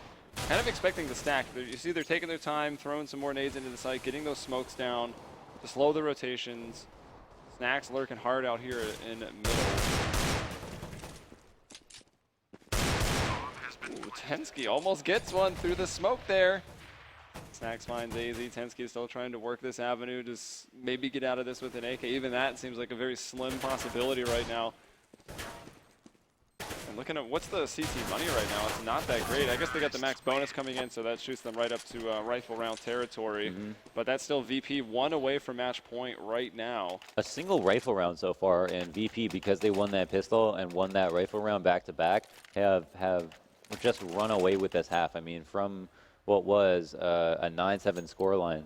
Winning that eco round, though, I guess was the main point. Like, Dignitas won that pistol and then got ecoed immediately. VP have been really good at ecoing Dignitas, and I think it's normally because Dignitas like to split up in a default versus ecos, and that's been costing them. Like, being too spread out to trade has been their #1 issue, and when they move quickly, they get rid of that problem. But here on CT side, they can't really rely on these individual plays, and here's one coming out, AZ from the apps, lurking around by himself, finds a kill, takes no damage for it, and returns with some. AZ gets another and a 3rd. Will not find the 4th, though. Taz is there. But Pimp able to get that trade out very quickly, so Dignitas finding an 8th round. Only the 2nd round of the 2nd half for Team Dignitas. They got that pistol, like you said, then they get ecoed, and that's the absolute worst way to start off your CT side on Inferno. You want to get the quick 3-0, have a bunch of money to work with, just completely shut down the terrorists. Yeah. But that was the opposite of what happened. VP, they struggled a little bit near the end of the first half, letting Dignitas get 5 in a row, but then immediately got 5 in a row on their T side to get up to these 14 rounds and have another rifle here in round 23. Yeah, and so they've hemorrhaged their bleeding, but is it too late? Dignitas have so many rounds in a row to win, and the thing is that having rounds in a row to win always favors terrorists because they, when they get that money bonus, are able to buy every single round if they want to. And because it takes less money to do so. On top of that, Dignitas will have the onus on them to try and reinvent themselves and come up with better ways to perform the same CT tasks that they've done on rounds that have worked. And Virtus Pro have more time to figure out patterns just to secure 1 or 2 more rounds. And you could say, yeah, Virtus Pro got here by doing that, by figuring out the other team. But in reality, have only won 2 rifle rounds. Well, MSL's push out behind this car, has decided not to peek, which is a very good decision because Pasha up on the boost would have taken him out immediately. But he's playing up with the car with no support. I wonder if... Okay, Kirby is just posted up, ready to throw a flash. So if MSL can peek and get one kill, the flash is coming out. Maybe he can get even more. And the flash goes over. Everyone is blind. It allows MSL to get 2 kills. Beautiful team play here from Dignitas. Oh, that's what you want to see. He's able to fall back even. Now they smoke it off. And VP kind of left just scratching their heads, thinking, how could that have gone so wrong? They're going to try to throw these mollies and work into this B-side pretty quickly. There's 3 of them here, but also 3 CTs right now, and MSL continuing to get frags, this time from the coils. Kirby will go down. That was an insane flash dodge from that down row. Oh, Snacks. Dominating people, looking for that bomb. It's down on the ground, and they run out of time. Snacks dropping another smoke, jumping spots. One lands, takes the shot. Goodbye, AZ, but Dignitas winning on time there. That'll be their 9th round. Yeah, huge round from MSL to get his 2 kills. Just that patience on car. It can be so tempting. You hear all those footsteps around you to take that peak right side car, but there's almost always going to be someone there in the back on a very coordinated team holding that peak the entire time that your teammates are clearing things. Instead, he was just waiting on the left side, found the first kill, got the flash at the correct moment, and then peeked out for another and fell off the site. I mean, that was maybe the best part. And there it is. Pimp pulling out the op now on the CT side where it is so much more useful. Yeah. On a map like Inferno, he'll open up the round. He takes down Neo. Banana control for Dignitas. And right now, VP haven't even really got off the T steps. Haz is up at top of alternate middle, so he's pushed up a little bit more. Might find himself a battle. Oh. And Pasha over the boost. Has he been spotted? X-ray toggling off, but we see... That was a moment. He was a moment away from getting that It kill. was very, very close. Kirby has backed off and will re-smoke. It's funny, he's playing this just like Neo was. You know, smoking bottom B, but not playing anywhere close to the smoke. And here it is, that 4A. But the rock back to B. Bracket control is still Dignitas's. They have a lot of knowledge here, but the rotates are really far away. I mean, they have 3 port side. This is about as far as the site from you can get. Kirby has no nades. He's used them all. You saw him put his smoke at the base of Banana to buy that time, so he can't put it here at the top. Molotov smoke. Oh, not actually very good smoke. Yeah, Kirby having an avenue to spray through, and that finds a kill to Pasha. Pimp here at A now holding on. It's rocked back and forth quite a bit here. VP trying to put the other team to sleep. But it's not working out. Snacks finds 1. That'll be a small consolation because Dignitas at this point have now got 3 in a row and are looking strong. There was so much indecision from Virtus.pro on that round. That was honestly terrible. Like they couldn't decide what site they wanted to go to. There was a clear gap in communication. There we have like a pause. I can only assume it's tactical. They really just threw that round. I mean, they just threw it completely away. They didn't necessarily have options. But of the 2 sites that they could go to, they couldn't make up their mind on which one to go to. I mean, us even with X-ray on looking at the minimap, couldn't see what they wanted to do. We had Neo pulling back towards B, everyone else running towards A. Didn't know where the bomb was supposed to go, and you know, they've really got to take a second to get their heads on straight because at this moment they don't have quite a lot of money. I mean, I think I can assume that they'll try to buy because next we'll be able to drop Pasha, for example, and Taz can force Tech 9 armor, and they'll just have 2 players with nades, but apart from that, have like a 4-round lead, but that can quickly dissipate versus a decent CT side team. It'll be interesting to see what VP wants to do. They've been struggling over at Banana, right? Pasha keeps going up on this boost, trying to look over that smoke. Team Dignitas are utilizing the smoke at the bottom of Banana very, very well, getting that control that allows them to just leave 1 player there, put 4 at A.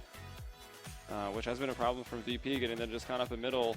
As you've mentioned, just rocking back and forth. A little bit of indecision coming out. Hopefully this pause will be enough time for them to make a proper decision on what to do in the upcoming round. And these pauses can last up to 5 minutes. You get 1 per regulation, 1 per team. Yeah, I'm sure they'll be using it wisely. Decision 2015. Like, oh, nice. The Twitter poll again has actually stayed. It's yeah, gotten more in favor of Dignitas. More in favor of Dignitas. I mean, I can Even see though why. VP got up to 14. Seems like they certainly have the momentum right now, Dignitas. At the end But of the VP day, is they so all close. they have to have at least 50% because they have that map lead, right? And so like Yeah. in this map Oh yeah, that's true. It specifically, is match. It's not just it's match. just, yeah, it's a match in total. So Virtus Pro might be able to go to the third map, but so far Dignitas not looking too bad. We got the jazz hands. What, are we going jazz hands Jazz right now in the hands. crowd? I'm triggered. All right, so 3 minutes remaining on the timeout, and I see the dot resume having come out. And there we go. Both teams have to type it, so we're ready to go. We're getting into it. Nice shot of the beautiful crowd, and then the rafters. Back to the crowd. Best looking blue and red people I've ever Always. seen. Yeah, the lights are pretty dramatic here That on guy the needs crowd. an adult. All right, let's go. What are they going to do? They have not invested heavily into this round whatsoever. VP, they've got that round lead. They're going to use it as a bit of a buffer. They're just going in with the pistol, so they probably talked about this round and the next. Tensky and AZ locking down the top of middle. AZ with the incendiary. That'll burn Bialy. Snacks will try to push through it just as it goes away, but Pimp now holding this angle strong with the op. Will miss that shot, but it's 5-on-2.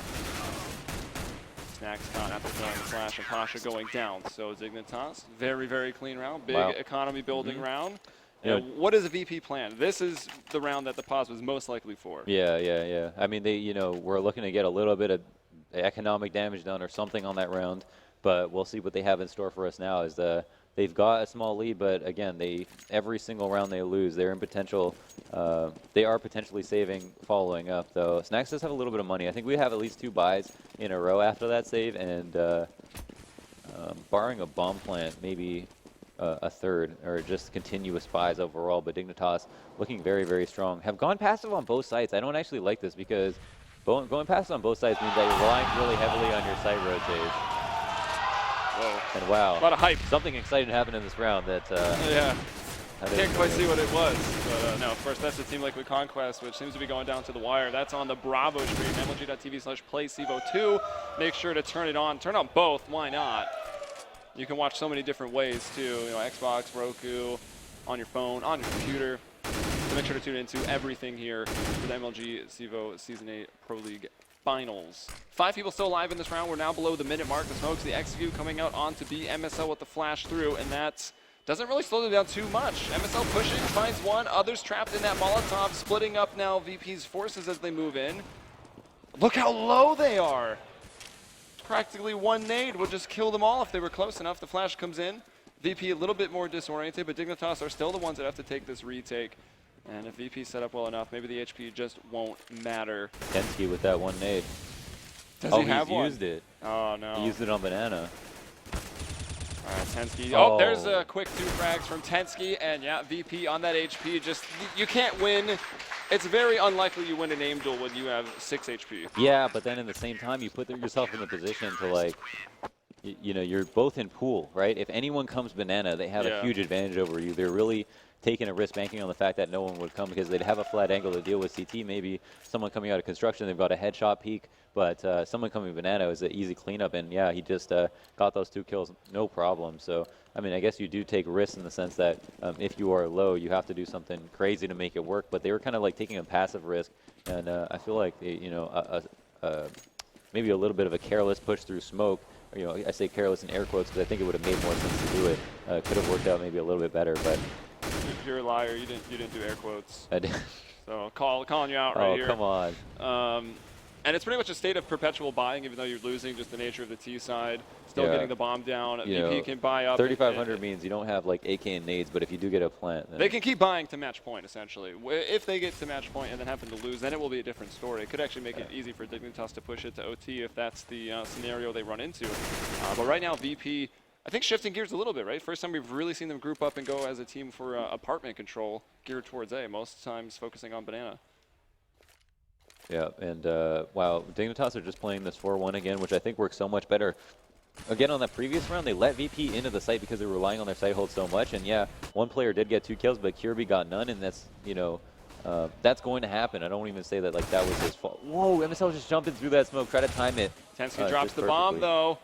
The other players weren't close enough for the refrag. Might not expect the third CD to be here. That's Pimp with the op. AZ covering him from far away behind Graveyard. Gets that kill. Player in the site, hiding behind the Spire. Will he drop it to pit? He will. It's Snacks alone in the site and bombless right now. AZ behind the truck wins them the round. Dignitas now just 1 away, and this is 6 in a row on the CT side after 5 in a row from VP on their T side here in the second half. So some big streaks here in half 2 of map 2. Would you ever expect that? I mean, 14-7, Virtus Pro, like, we're just winning rounds decisively. And again, it was only 2 rifle rounds actually to get them to that point. I mean, I even have to remind myself at this point that, you know, Dignitas, once they showed themselves, they could win a rifle round. And yeah, I guess just praise AZ, I suppose, is the lesson learned today. But Pimp also having the opportunity to get more off frags. Misses one, could be free throw frag. Don't want to call it too soon. They still have the man advantage now. They just have given up top E. Have used a little bit of utility in their defense and have actually rotated a man over. Virtus Pro known for just working something and then continually pushing it in the face of rotates. Yeah, a little underfunded here though. More or less a buy, but Pasha has gone for the Deagle and some utility instead.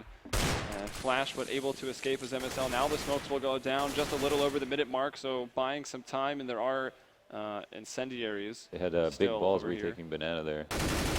But now they have more time to delay for rotates, right? Like if the team comes top Banana here and they get a kill, but it's traded out and they can get into the site, well, your teammates in A have more time to rotate over because you have 4 Banana control.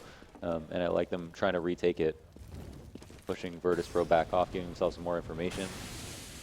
So Taz and Neo split from the pack, went up alternate. They've since deposited Taz in Boiler and now are just shifting things completely away from Banana. Not a lot of time. MSL, that's the one player at B. They shut him down. Taz has worked himself very far up highway. It's going to be up to Tensky to hit the shots as he does get the first Snacks. Hitting the entry. Neo, another through the box. Both those players getting brought down through the walls. 3 on 3. And it will be a retake situation. MSL pretty close. Maybe they don't expect him to be this close. Snacks has never been more blind. That was a very potent flash. And Kirby in the apartments. He goes down to Bialy, and it looks like it might just be VP's time to start winning here in the second half. And there it is. It's a 3K from Neo. Match point. Virtus Pro were able to do it here on T side. They put a round together. Dignitas had, I think, a really good setup. They made it 5v4, but because they hit A, and they managed to get 2 players in the site. I think they simply got 2 players in the site. Their arch player stayed alive for the retake, and couldn't help his teammates seal it out. Dignitas now have to win 2 more rounds. Is there a slight chance of OT? I'm gonna lick my finger and check the wind. Is there a slight chance of OT? 2 maps in a row. Will Pimp check this boost? Oh, just getting ops by the foot of Pasha. MSL going to go down at Arch, and it looks like VP in a good position. It took him a while. There was a bit of a drought. And that drought's not going to be getting any better because this just in, the Liquid is out. Out. 2-0'd by Conquest. Yeah, the regional matchup seemed to have been pretty exciting. A lot of noise coming from that portion of the crowd. But here, VP, Pasha, and Bialy finding 2 more. That leaves Tensky by himself. He does get a kill onto Neo, but it's going to be a tall task. Down to 26 HP right now. The bomb's already planted. Ooh, and it's going to map 3. VP not bowing out easily. 16-13. They will take it. Well played by VP. They actually did manage to seal it up after getting a really solid start in their T side and put together a couple rounds that they needed to do. It was a hard fight from Dignitas. You know, hopefully that's only going to toughen them up. I mean, VP, by the same token, have been given a gift in this map, and we'll move into the third map with just as much hope as they had going into the first one, I think. So I feel like both teams will be unfazed, and it's going to be an even playing field. And I guess we're about to see a lot of fireworks. Yeah, map 3 should be pretty exciting. It's Mirage coming up, which is a map that both of these talk about teams, the stats that we just looked at. Yeah. So Mirage is pretty much the most played map in the last 3 months for Dignitas. They've got good results on it, and as the analyst desk has already alluded to, that it is pretty much the classic great map for VP. Yeah, it's the one It's fallen off a little bit. Of course, they're still very good on it. So both teams, like, playing pretty evenly based on the first 2 maps. The train going to OT, 16-13 scoreline on Inferno. So very good performances, and now teams coming to really play on their strengths, both of them on Mirage.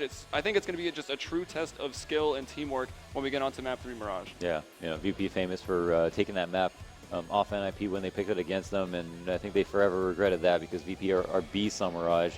But again, it is Dignitas' like most played map by far, so. Yeah. I think that's a serious thing to consider. They basically abused Mirage in the online season. Dignitas, VP of course was invited. They didn't play in it. Dignitas played almost all their matches on it, even 16-1 to team. But we're gonna go down to the desk again. It's gonna be Scoots Thorne and Richard Lewis. Guys, take it away. Thank you, gentlemen. Again, we go to map 3, Mirage. Virtus Pro does kind of get it going. Touch and go for a while there. Yes. VP leading, looking. Oh, everything's looking good. The prediction's on. We're going to go to a 3rd map. Dignitas had a chance to end it in 2, though. They started a little comeback. AZ was very good. Yeah, obviously. Couldn't close it out, but hey, they've been really good on map 1, competitive on map 2. If they can, even if they lose map 3, as far as I'm concerned, if they make it really competitive, this maybe is a new Dignitas. When I think of the whole tournament entirely as a totality, feels like something's turned a little bit. Nah, I'm not getting on board with that, Duncan. I'm going to disagree with you. I think this is like they've come up against teams that are malfunctioning in their own way. I think over the course of this, it's been a very strange tournament. You will notice that this is happening across the board. It's not just like upsets when Dignitas are involved. It's everyone's got upsets. Already we've had probably more shocks here than we did at the major, and everyone was calling that a crazy major. So I think. I've seen more shocks here than I did with Titan at the major. Well, yeah, exactly right, man. So, I think I'm not going to read too much into this. Yes, Dignitas have been competitive against Virtus Pro, but the plow hasn't got going yet. This isn't a polished Virtus Pro. I think we'll see them grow into the tournament. Now, as we move into Mirage, this is where it gets interesting. We always said if this was the one that came up on the randometer, this would make for a pretty good series, actually, because Dignitas have played in a bunch. It's also historically one of Virtus Pro's maps where they've always performed on. It's very rare they put in a poor performance on this, especially Snacks on that A site. Just so good at using the terrain.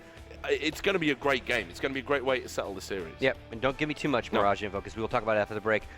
I'm going to shift gears a little bit because we're going to come back and talk about this final map.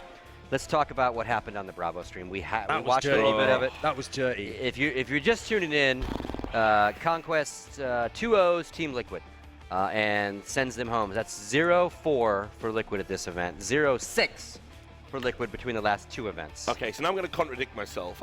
Even though I said I'm not reading too much into this tournament, Liquid are done.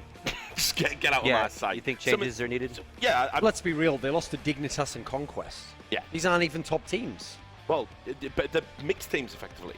So, I mean, something's gone very, very wrong. Now, as I said, on day 1, I've heard there's been a few clashes there. The coach and Adrian having a differing philosophy on how to play the game. This is a team that just in the major, everyone was like, well, if they'd been in any other group, they would have got through into the last 8. In a group of death. So what's happened between then and now? You're on home soil. This should have been a cakewalk for them. So I'm going to put the responsibility on the coach here. And again, that being said, it was in like double overtime, I believe. Shazam played out of his mind there on that second map. Yeah, so I mean, he was winning like 1v5, 1v3. Yeah. So, like props to Shazam for a start. Yeah, He's someone where he had a lot of problems when he's in Cloud9. He was a terrible LAN player, routinely made poor decisions. He's improved a lot. We saw him at the last CEVO when he was with Tempo Storm. They were able to give Navi an overtime, like triple overtime game on Inferno.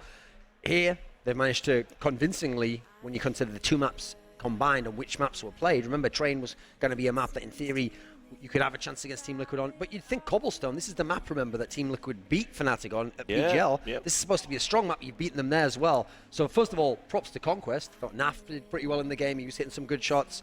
But you've got to kind of, unfortunately, focus in on Team Liquid and go, they've completely messed it up here. Yeah. They've been beaten by subpar teams, not competitive world top teams. And at the moment, that whole hype of like, are they going to be the NA hope? Is this the team where they've got the potential that's not yet been seen?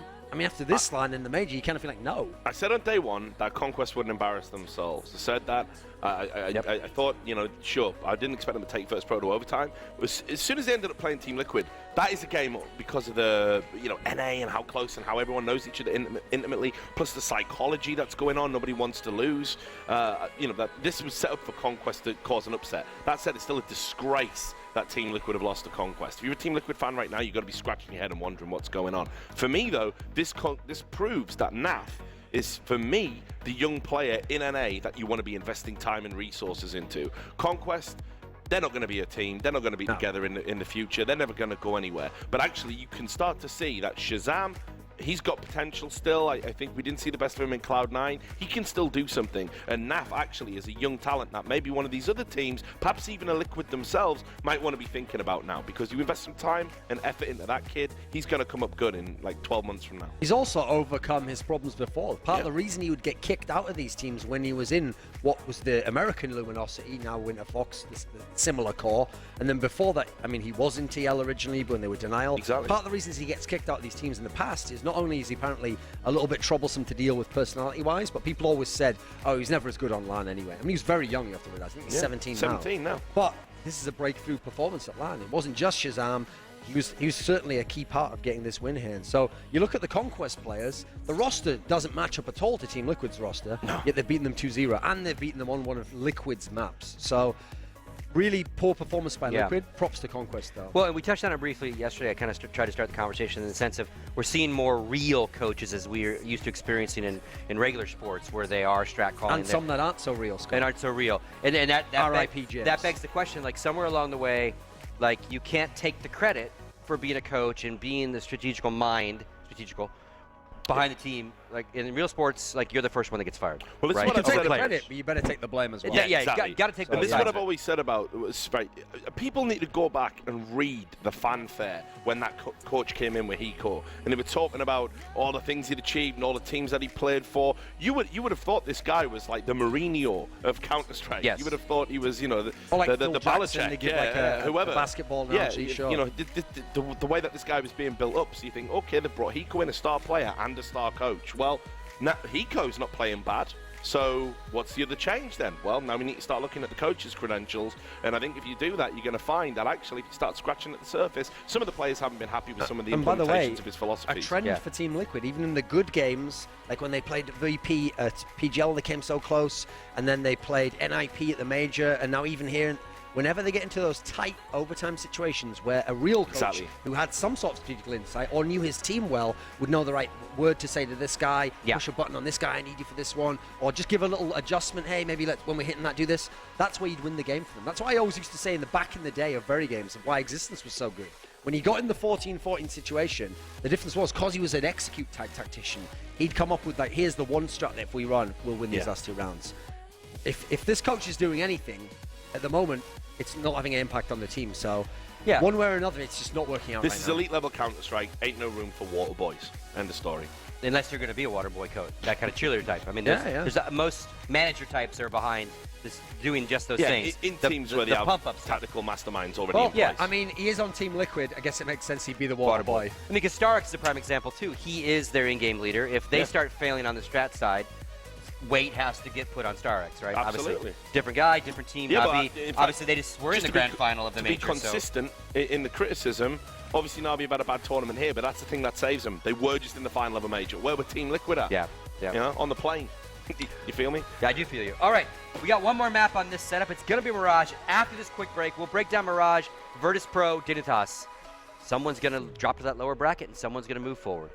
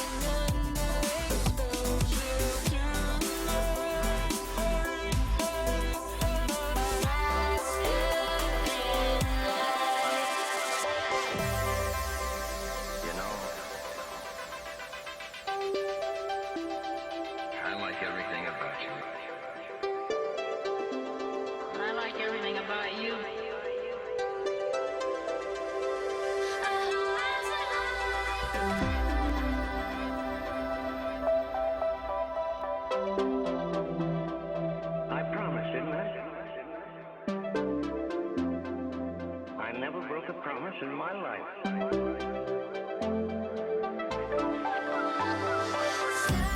Sunshine into the night, wide-eyed and underexposure tonight. Our hearts align faster than light.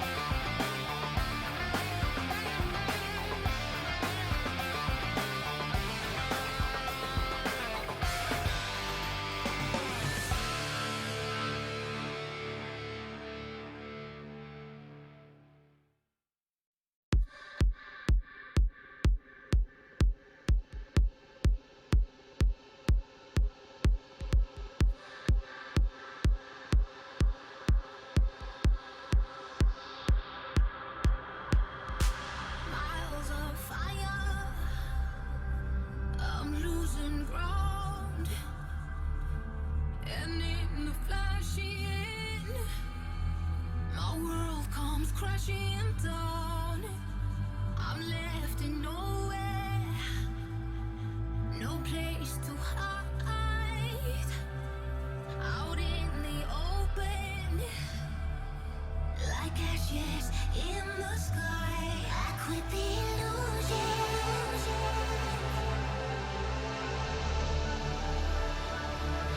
I'm moving on.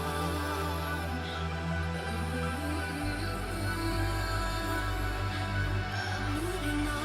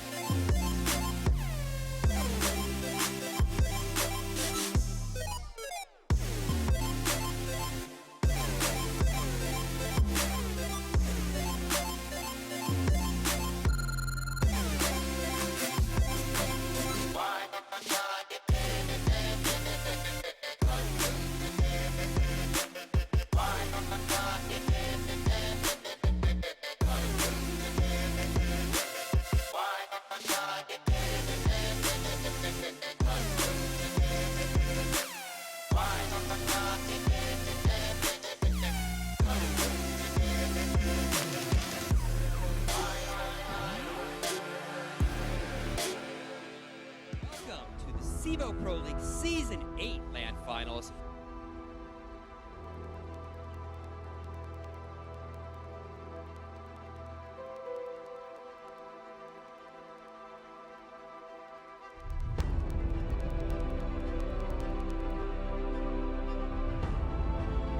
But Bolt is the one to open it up, taking out existence as the fast mid play comes in from the French side.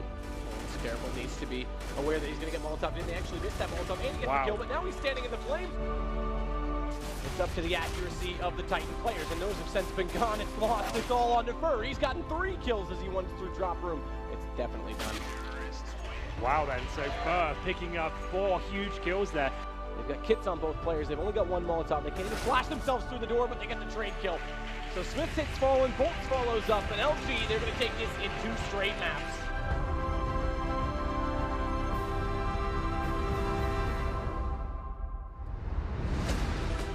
Here they go, the pop flash is going. No one even watching on that side of the train. Here's AZ just playing bomb train, spraying them all down with the 4 kill. Last bullet on the Hiko. And the bomb. Yeah, the bomb. Oh, the bomb's gone over to B. Here's AZ peeking out, spraying down 2. Buckley and Nitro go down, and with that, probably the hopes of the round. It's all into Dren. He's down. MSL gets him. He was such a playmaker at middle and at A by himself. Yeah. Wow, 2-0 from Dignitas. Nico, of course. That's what Launders are making noises about. He's got that triple kill for himself. Next one in for the dual Berettas. Nico with another. On for the ace, just needs 1 more frag. Flamey behind the triple box in the sight, and there it is. Nico gets the ace. Oh my god. Counter strat bad. He's lost his partner in crime, but peeking out into the smoke does find Edward. Turns around for a quick refrag on Zeus, but he doesn't get it. There's Nex with the Deagle. What? Nex 3 Deagle headshots just like that. C's now all alone. Now it's just Nico. Have you seen him lose a 1v1? I didn't see anything. Oh. No. Deagle knew meta. He held that angle. He held that angle. He You held don't. that angle.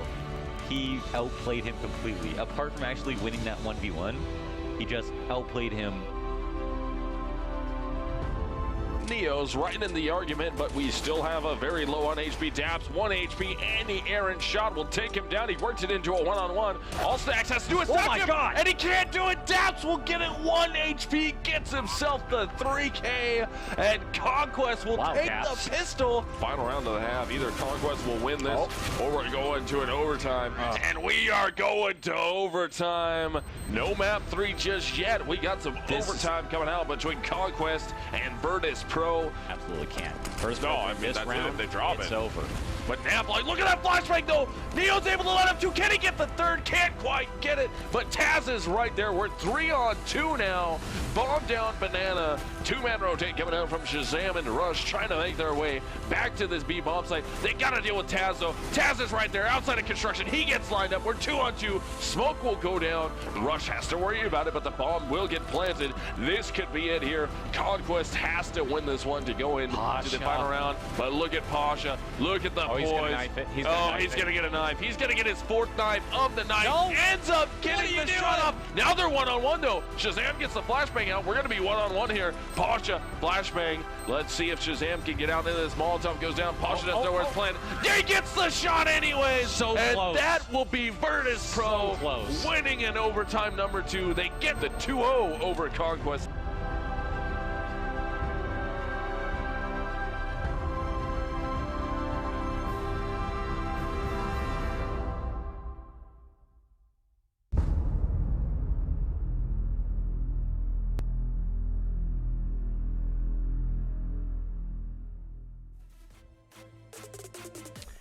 All right, folks, welcome back to the start of day 2 here in Columbus, Ohio at the lovely MLG Arena. We're at the CEVO Season 8 Pro League LAN Finals. I am Sir Scoots. I'm joined by Thorin and Richard Lewis. Gentlemen, we had a little bit of a technical issue, so they delayed us, getting the internet all working for the players. Players are almost ready, but how are you guys doing this morning? Yeah, looking forward to some games. Surprising, the first game we want to watch, that's 2 teams we'll even see in a lower bracket match. Yeah.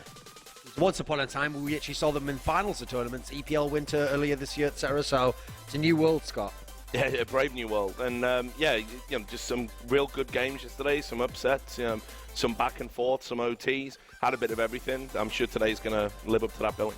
Hey, let's go ahead and look at Group A. I'll kind of walk you through what we saw so far.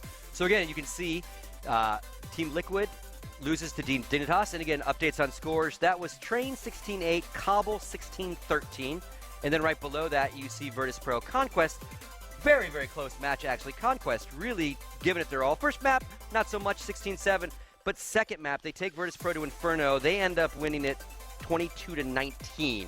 So, again, the Conquest guys, this roster never really been land proven. But again, as a series of guys on a variety of teams, they have some experience. And again, took them to double overtime. An arguably similar thing that we saw in the major with Liquid. Kind of Virtus Pro maybe should have lost that in regulation. But again, they did what they needed to do. They always turn the corner. Take you into overtime. An insane game, though. He had like 30-plus kills. You saw he made all the plays in the highlight package there. So it's been a while since he's been the best player for their team. It's usually Snack, so nice to see him back.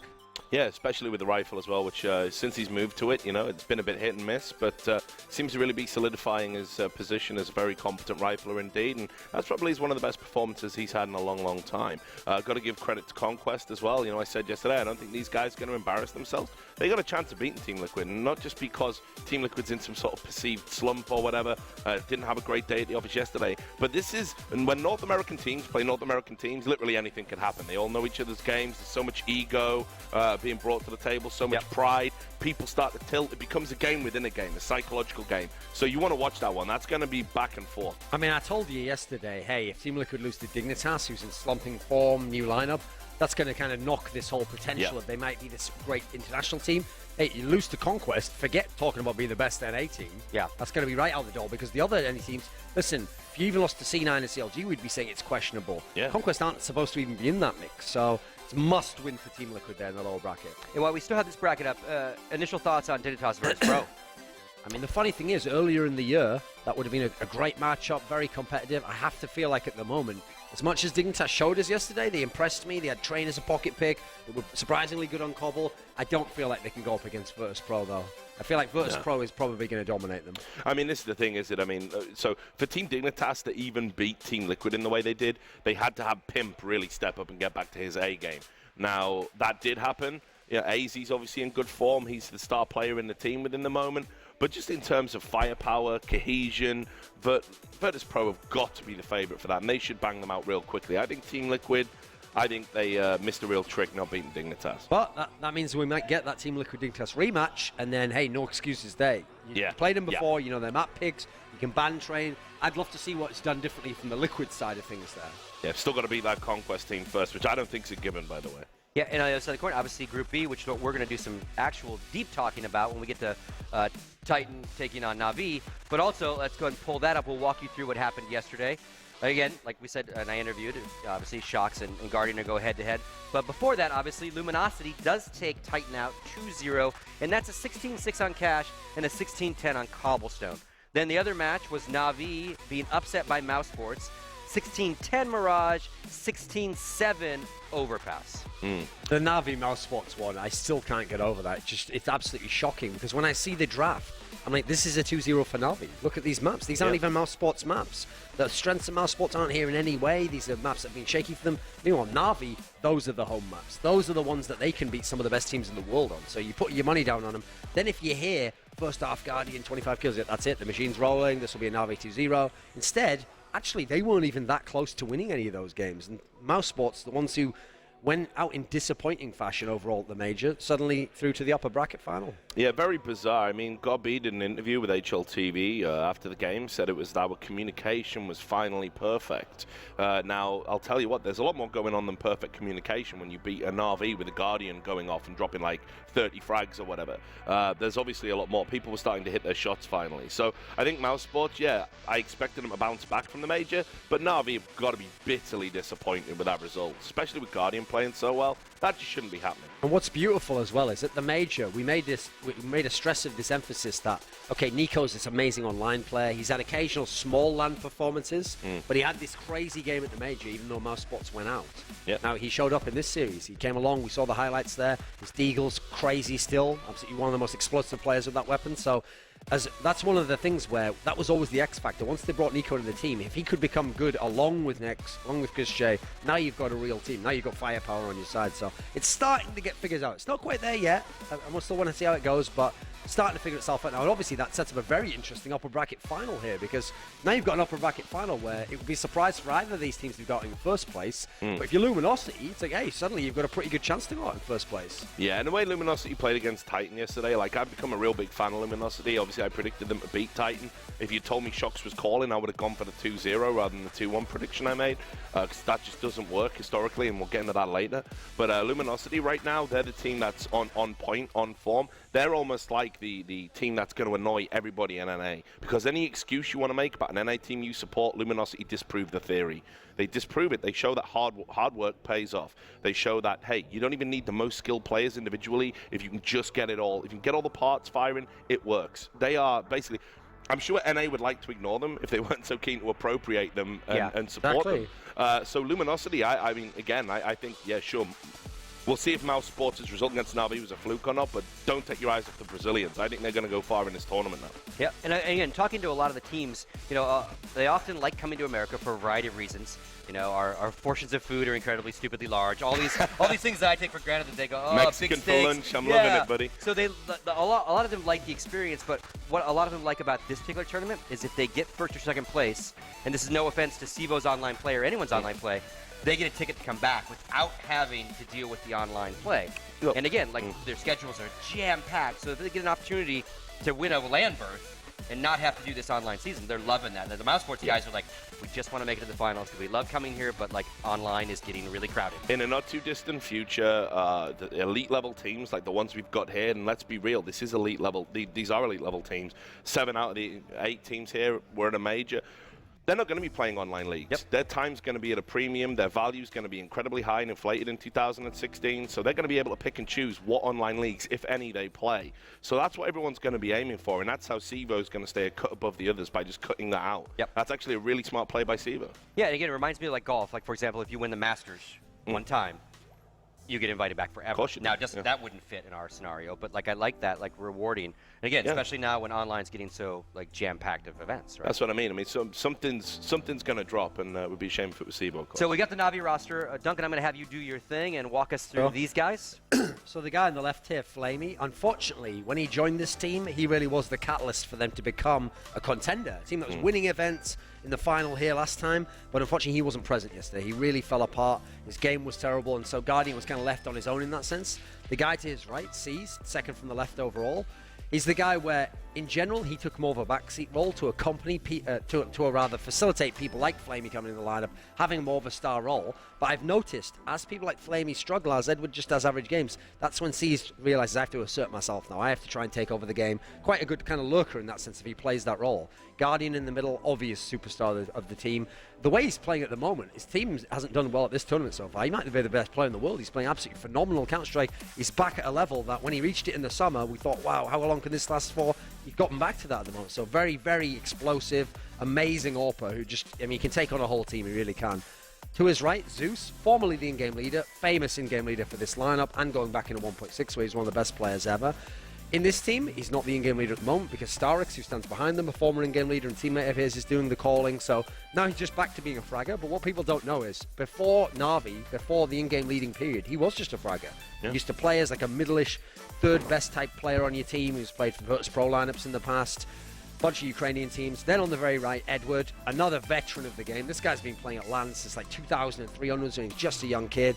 He's a guy who played thousands of hours, many matches. He's a grizzled veteran, and as a result, he doesn't get shaken. He's a guy with great rifle skills, good with the pistols, and he's just a good, consistent player. That's the thing with Edward. All right, and they're going to bring us not Mouse Sports, Titan in a second, but where's Navi's place in the world right now, you think, with this roster? That's what's interesting, because before the major, it was so set that the top 4 was going to be that Envious, TSM, Virtus Pro Fnatic. It was just so set. And he thought, right, well, where's Navi? Unfortunately, Navi were the one team just squeezed out of there. They had the lineup to do it. They had potentially the tools to be in that top 4, but they weren't going to get in because how could they get past all of these guys? You know, how are you going to beat 2 of them and get to a final? It's probably not going to happen for you. After the major and how they played, you feel like if they could win an event like this, they're right back up there. I mean, they're in a position to be starting to pass a team like Fnatic at some point in time. Yeah, but they've got to show up at this tournament. So that's the key thing. All right, and the other side of the coin, and again, we did get clarification from Shox that A, if they lose, they're not breaking up. And also that he is now the in-game leader. Why don't you again walk us through the I mean, the thing is, Scoots, it would be a bit kind of uncouth to say, yeah, we are breaking up if we lose this game. So, well, I mean, he's better off just saying that anyway. Yeah, we'll get into that tweet, but go on. So, okay, on the left here, the new recruit, Scream, unfortunately hasn't really had the impact that you'd hope for, especially when you see such a hefty price tag attached. I mean, think of like football, American football, whatever. The guy gets the big contract. If he doesn't do well, he gets the criticism, he gets the scrutiny on him. So at the moment, I think deservedly so, people are looking at Scream and going, supposed to be one of the best fraggers in the world, best aimers. Where's the impact? Not there at the moment. Smith's second from the left here. Another player, just no impact. I remember when he was back at Envious and when they were LDLC at the end of 2014, they were doing very, very well. They were one of the best teams. They won the major back then. He was in prime form. He was very good. He would have explosive maps. Inferno was particularly a home for him. He's really struggled since he came back to Titan now. We can kind of see why he's one of the people who got squeezed out the Envious lineup, and as a result, they've gotten better, unfortunately, without him. Middle guy, Shox. He still does he's on the fringe of star status, I think. He still plays very well. Admittedly, I mean, it's funny that people say this. He does kind of have the team built around him in Titan. I mean, people don't mind Happy being the star when he's got that in Envious, but he almost has to have that in this team. If you don't put Shox as the star player of this team, you haven't got a whole lot of firepower. To his right, another in-game leader, famous in-game leader, legendary in-game leader, but who's not particularly calling at the moment. Because if Shox is in-game leading, that means existence is just a fragger. Now, kind of similar to Zeus, he has a history and source from being a fragger, sure, but that's many years ago now. We're talking like 6 or 7 years or something. So that's way further back than some of these other people. And as an AWPer, of course. And then on the very right-hand side, we've got RPK, another very, very decorated source player. Problem is in CSGO, it feels like he's played a decent amount now, but really he only played the first 4 or 5, I think it's about first 4 months. Then he came back earlier this year, and now he's played this year. So in total, he's probably only just past a year of total playing time in CSGO, and he's never really, in the modern era, the latter, after the return, he's never really had much of an impact. He's been an okay player, he's had little spurts of being good, but I think you can see by the way Titan's structured, they've kind of settled into like, this is what we're going to get from him. He's never going to be at some top-tier level, or even at the level he seemed like he was at the beginning of CSGO, where he was one of the best players on very games. So I feel like he was an X factor, and now he's just kind of, you know what you're going to get from him, and it's the others you have to look to. You have to look to Scream, you have to look to Smith and say, we need more from you guys. I mean, definitely. I mean, look, just looking at this, I'm going to pull Shox's card right here. So first of all, in-game leader for him, never going to work. Love the guy a bit. Think he's one of the best players to pick up the game. In-game leader, never going to work. And if you watched his strats yesterday, they were all predicated on one thing. You 4 guys go here, I'm going to try and flank, I'm going to try and lurk, I'm going to try and get some wraparound frags, and if you don't execute that perfectly, it makes you look like an idiot. I mean, okay, maybe he's picked up, that Happy does that in Envious, and it works for Happy. Well, that's a very well drilled team of superstars. And also has a lot better players. Exactly. If you don't perfectly execute something, you can dig yourself out of the hole. So that should never be happening. Then you've got existence in there. What, like he's just a soldier now? That's not his game. If you take away his strats, his calling, he's dead weight on your team. You look at Scream, everyone's talking about how he's the most expensive CSGO player and all this, which might be a little bit of, PR stroke propaganda, dare I say it, who knows. But he's got such a set style about trying to get those headshots, click, click, tap, tap, tap. When he gets rushed on an eco, when he should be dropping 3 or 4 kills, he never does it because he's trying to tap on heads and stuff. He's actually a limited player in a lot of ways, and since that nerf that famously wrecked him and removed him from being the human aimbot, he's not really impressed me. So big weight on his very broad shoulders at the moment. I think Titan are in all kinds of trouble right now. Frankly. I actually just think the setup of the team doesn't make sense. Yeah. What's funny is, I understand the impulse from Shox, which is if I'm the in-game leader, I understand there's not enough firepower, so I'll put myself in positions where I know I'm good, I know I can take my duels, so let's make the game, favourable for me. What I don't think makes sense about that, though, is in his past teams where he's done that, it worked best when he wasn't the in-game leader. Instead, what you do is, you want existence getting the other guys, and he's going to have a system with them, and then Shox is just going to have a free roll which loosely interacts with the system. The idea is he's going to lurk, he's going to go off to the other parts of the map. You are going to play separately, but the idea is, if he's the in-game leader, he's an individual player. He doesn't know especially if he's not with those guys. That's one of the hardest things to do. I always give Happy credit for that. Yeah. One of the hardest things about being the in-game leader, if you're going to lurk, is you're not with those guys to look at what they're looking at and therefore trigger them. Instead, you're over the other part of the map and you're just telling them, "Oh, go in now," but you don't know from their screens what's happening. Yeah. So ideally, you'd want like existence there leading that group, and then you just it's the communication between the two would maybe make the team work. I don't know if it'd be great, but you'd have a chance. And inexplicably as well, we saw there best weapon for Smiths, AK, so he's rifling more. Didn't have a lot of impact try to buy the AWP though. Yeah. And then Shock's best weapon for him. He's been AWPing, and he's continually picking up this AWP. And again, he's done this before. He did it when he was sort of took over briefly over Happy in the Envious role. So he was an in-game leader and an AWPer, but we all know how that worked out. And he's not with that team anymore. So as I said, there's a lot of desperation moves coming in from Titan. I don't know why they're so desperate. I think they've got a roster where if you just work at it, it can work. But that they keep trying to roll the dice, and ultimately it's going to cost them dear at this tournament. So I don't see them going any further. I think the veto's about to start, so let's go ahead and get ready to go on But, that. I mean, we saw from yesterday, Navi can get all the maps they want, and it still might not be successful for them. So at the moment, the maps they want, primarily, what's funny is, historically we think Mirage, at the moment we think Train, that's one of the more modern ones, Overpass. Those are really great ones for them. But what they've really improved on a lot recently is Dust 2. That's a map that's gotten really good for them. Meanwhile, Titan love Dust 2 as well, so I'm thinking that that should be a map that should be in the series in some way, because I don't think Titan will ban it. It's got to be a map where that's the stats are on it there. Titan, they think they can play Cobble. Navi likes a bit of Cobble. Those are two maps I think I could see one team picking one team picking the other. Like, I still think for Titan, you can't just look at yesterday and go, well, we lost on Cobble, therefore we have to kick that out. You haven't got many good maps, mate. So I feel like Titan, Cobble should probably be a pick for them. I'm thinking for Navi, something like Mirage, because it's not a map that Titan play. That would be a good little throwaway, I think, there, because you're going to get advantage there. Cash ban for Cash there is not a surprise. That's Navi's standard ban.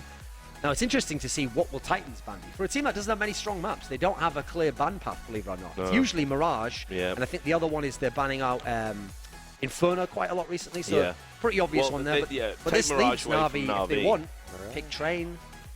Mirage, obviously, I think pick Train's probably the one for Navi here. It's Train or Dust 2, I feel. And if I'm them, I'd think, right, well, Titan, in theory, is good on Dust 2. Weren't at the major, obviously. So I'd rather go for a Train and force them onto a map that you haven't seen it from. Titan have played a lot of Train. They haven't been good on it. So see, there you go. Great pick from Navi, I feel, here. Any problems he had yesterday? This is when I said map, that's not mouse maps, Mirage, Overpass, this is way less of a Titan map. So I think great pick from them. If I'm Titan here, here's the interesting thing. I might go Dust 2. I might gamble it, even though I know Dust 2 is a monster map for Guardian. But that can also get you 2-0'd. So the question is, are you confident in anyway? If you're not, just look at the contrast. We're talking about confidence for the Guardian. He's just laughing his head off. Please pick Dust 2. Shocks is having a meltdown. the problem here is They've switched him off. Overpass is phenomenal for Navi. So actually, if you're scared, you have to pick Inferno if you're Titan. If you're confident, you pick Dust 2 and believe you're going to win. I'm wondering which they'll do at the moment, because I could see them just bottling it and picking Inferno, basically. Going, let's just hope that it's going to be average for them and average for us, and we'll get a chance on there. I think if you really think the team's got any future, you've got to pick Dust 2. So at the end of the day, when you've got your strong maps, it's a strong map. you've got to go with them, you know. It's kind of all to the tale of like two losses. Like, one of these teams is going home today. No ifs, ands, or buts about it. So then, obviously, coming off the major, Navi's got more wiggle room to play with a loss. But if Titan loses this match and is out, that just sends a very, solid message that they're not to par right now. It's just lackluster, isn't it? Yeah. Especially if you haven't won a map. If you got 0-4, that's a wasted trip. So there we go. This is a great series right now because, first of all, Navi is good on every one of these maps. Navi can potentially 2-0 it, but if Titan manages to win Dust 2, because I don't think they're winning Train, if they can somehow win Dust 2, make it a series, Cobble's at least the map that both teams like. So then you can say, right, if you've got anything, Titan, show us it on the third map. I don't think they're going to be winning Train. Yeah, but this is the thing. If you go by the numbers and the recent as you percentages, know, I always do, Richard. Absolutely. You would say that Navi wins Train, Titan take Dust 2 in a close battle, and then it's wide open on Cobble. But this Titan isn't a Titan that bears any resemblance to those statistics. This is a Titan where Shox is open, calling, nobody knows what Existence is doing. There's just no way they can take a map off Navi right now, That's even the as bad problem as they played for yesterday. Titan at the moment is that Navi's going to win Train. That's almost a certainty. Yeah. When they win Train and they go to Dust 2, if Guardian gets rolling on that map, they can 2-0 the series. Yeah. And yet, if I go look at the stats, Dust 2 and Cobble are the two best maps for Titan. That should be, we've got a favourable map here. Forget Train, we just win our two best maps, we win the series. At the moment, you struggle to even be sure they're going to win Dust 2. I mean, that's the one that they got humiliated on by NIP. Yeah, well, that's what I'm saying. I mean, that for me right there underlines it. They have this great win rate on it. They lose one map psychologically. They don't have that mental fortitude there, and they just got wrecked by NIP, like embarrassed on a map that's meant to be one of their strongest ones. The biggest scoreline at the major, and as I said yesterday, one of the most embarrassing performances I've seen at that level of play in any competition. Where it just looks like the team's given up. Like it was just shocking. It was absolutely shocking. And then even if they get, let's say they can win Dust 2, it's possible. If they get to Cobble, it's hard to be that confident because all the Cobble games I've seen recently, this tournament and at the Major, was just all doing work on CT side. Well, if you're a great Cobble team, if that's really going to be a home map, you have to be an amazing T-side team. You have to be able to get those 7-8 rounds. That way you're never in trouble when you're on a CT side. At the moment, Titan really can get 13 CT rounds and potentially lose a game. So that's very dangerous water there, especially going against Navi, and we know how good they are now. And that's the other thing as well. They've moved from this execute-heavy T style, where everything's on point, everyone knows what they're doing. They use the utility really well. They get the Molotovs in, they get the smokes down. That's not happening in this Shock's calling era. It didn't happen yesterday, and in the Major they were even having problems with it, which makes me wonder if this is some sort of systemic problem they've got, because they moved Existence away from that execute style into this more loose style of play. So they're a team that used to be really good at executes, but they don't have a recognized entry fragger. This team is in a mess right now. Yeah. There's just no getting around it. I don't want to. There's nothing I hate more than when I do a desk and I have to just bash someone constantly. I hate that, and I can't find anything good to say about them. But right now, this is a Titan team that. Right. With the players they've got and the pedigree they've got, we should be able to find something good to say. But right now, that team is in need of an identity crisis. They need to get someone behind them, really cracking the whip. Not like some friend who would have known for a long time who's going to keep saying to you, keep making the same mistakes, it'll be all right. We'll play the percentages. Right now, they're playing the percentages and still losing. They got it. Something's got to change. Predictions. That's a tough one, because if I believe it's going to go 3 maps, I have to think somehow Titan wins Dust 2. But the way it's going at the moment, I think Dust 2 is really dangerous. I think Navi have finally clicked into what I hoped they would do 3 months ago, which is go back to Dust 2. That can be a strong point of yours. Stop trying to play Cobble against the Fanatics and Virtus Pros of this world. Dust 2 is where you want to be, mate. So I think it's going to be Navi 2-0. Even though Navi got 0-2 yesterday, the way it's going, it should be a Navi victory. Yeah, 2-0 for me as well. I think the Mouse Sports result will probably be an anomaly over the course of this tournament. And with Guardian on Imperious form, I just think Titan are going to get absolutely shreked here. And again, we talk about Smiths a lot. You can see some stats up there from the event this weekend so far.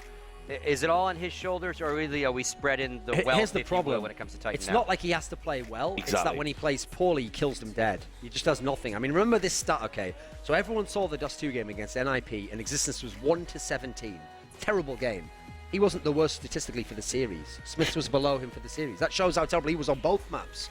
The problem with Smiths is, if he's going to be in a team, he has to be the primary AWPer. If he's going to be a primary AWPer, he has to take his spots, hold his spots, win his duels. He can't do that at the moment. So as a result, his best buddy Shocks is going, oh, I'll take some of that weight off your shoulder. Yeah. I'll take the AWP for a while. Yeah. That just means then you've got a rifler who's not doing a whole lot. You're making your best rifler use the AWP all the time. So you can see actually trying to pick up the slack for that guy is actually taking away from your strength to do so. So I think unfortunately, Smiths is like a symptom of everything that's wrong with Titan at the moment.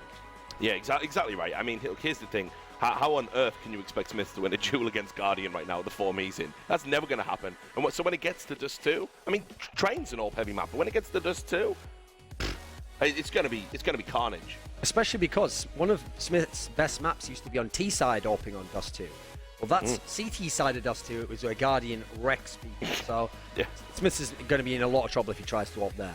And Shocks is still one of the best players in the world, in some senses. He hasn't got the vehicle to be. Sometimes you can even see him have a great performance like he did against NIP on Cash. It's thrown away for nothing.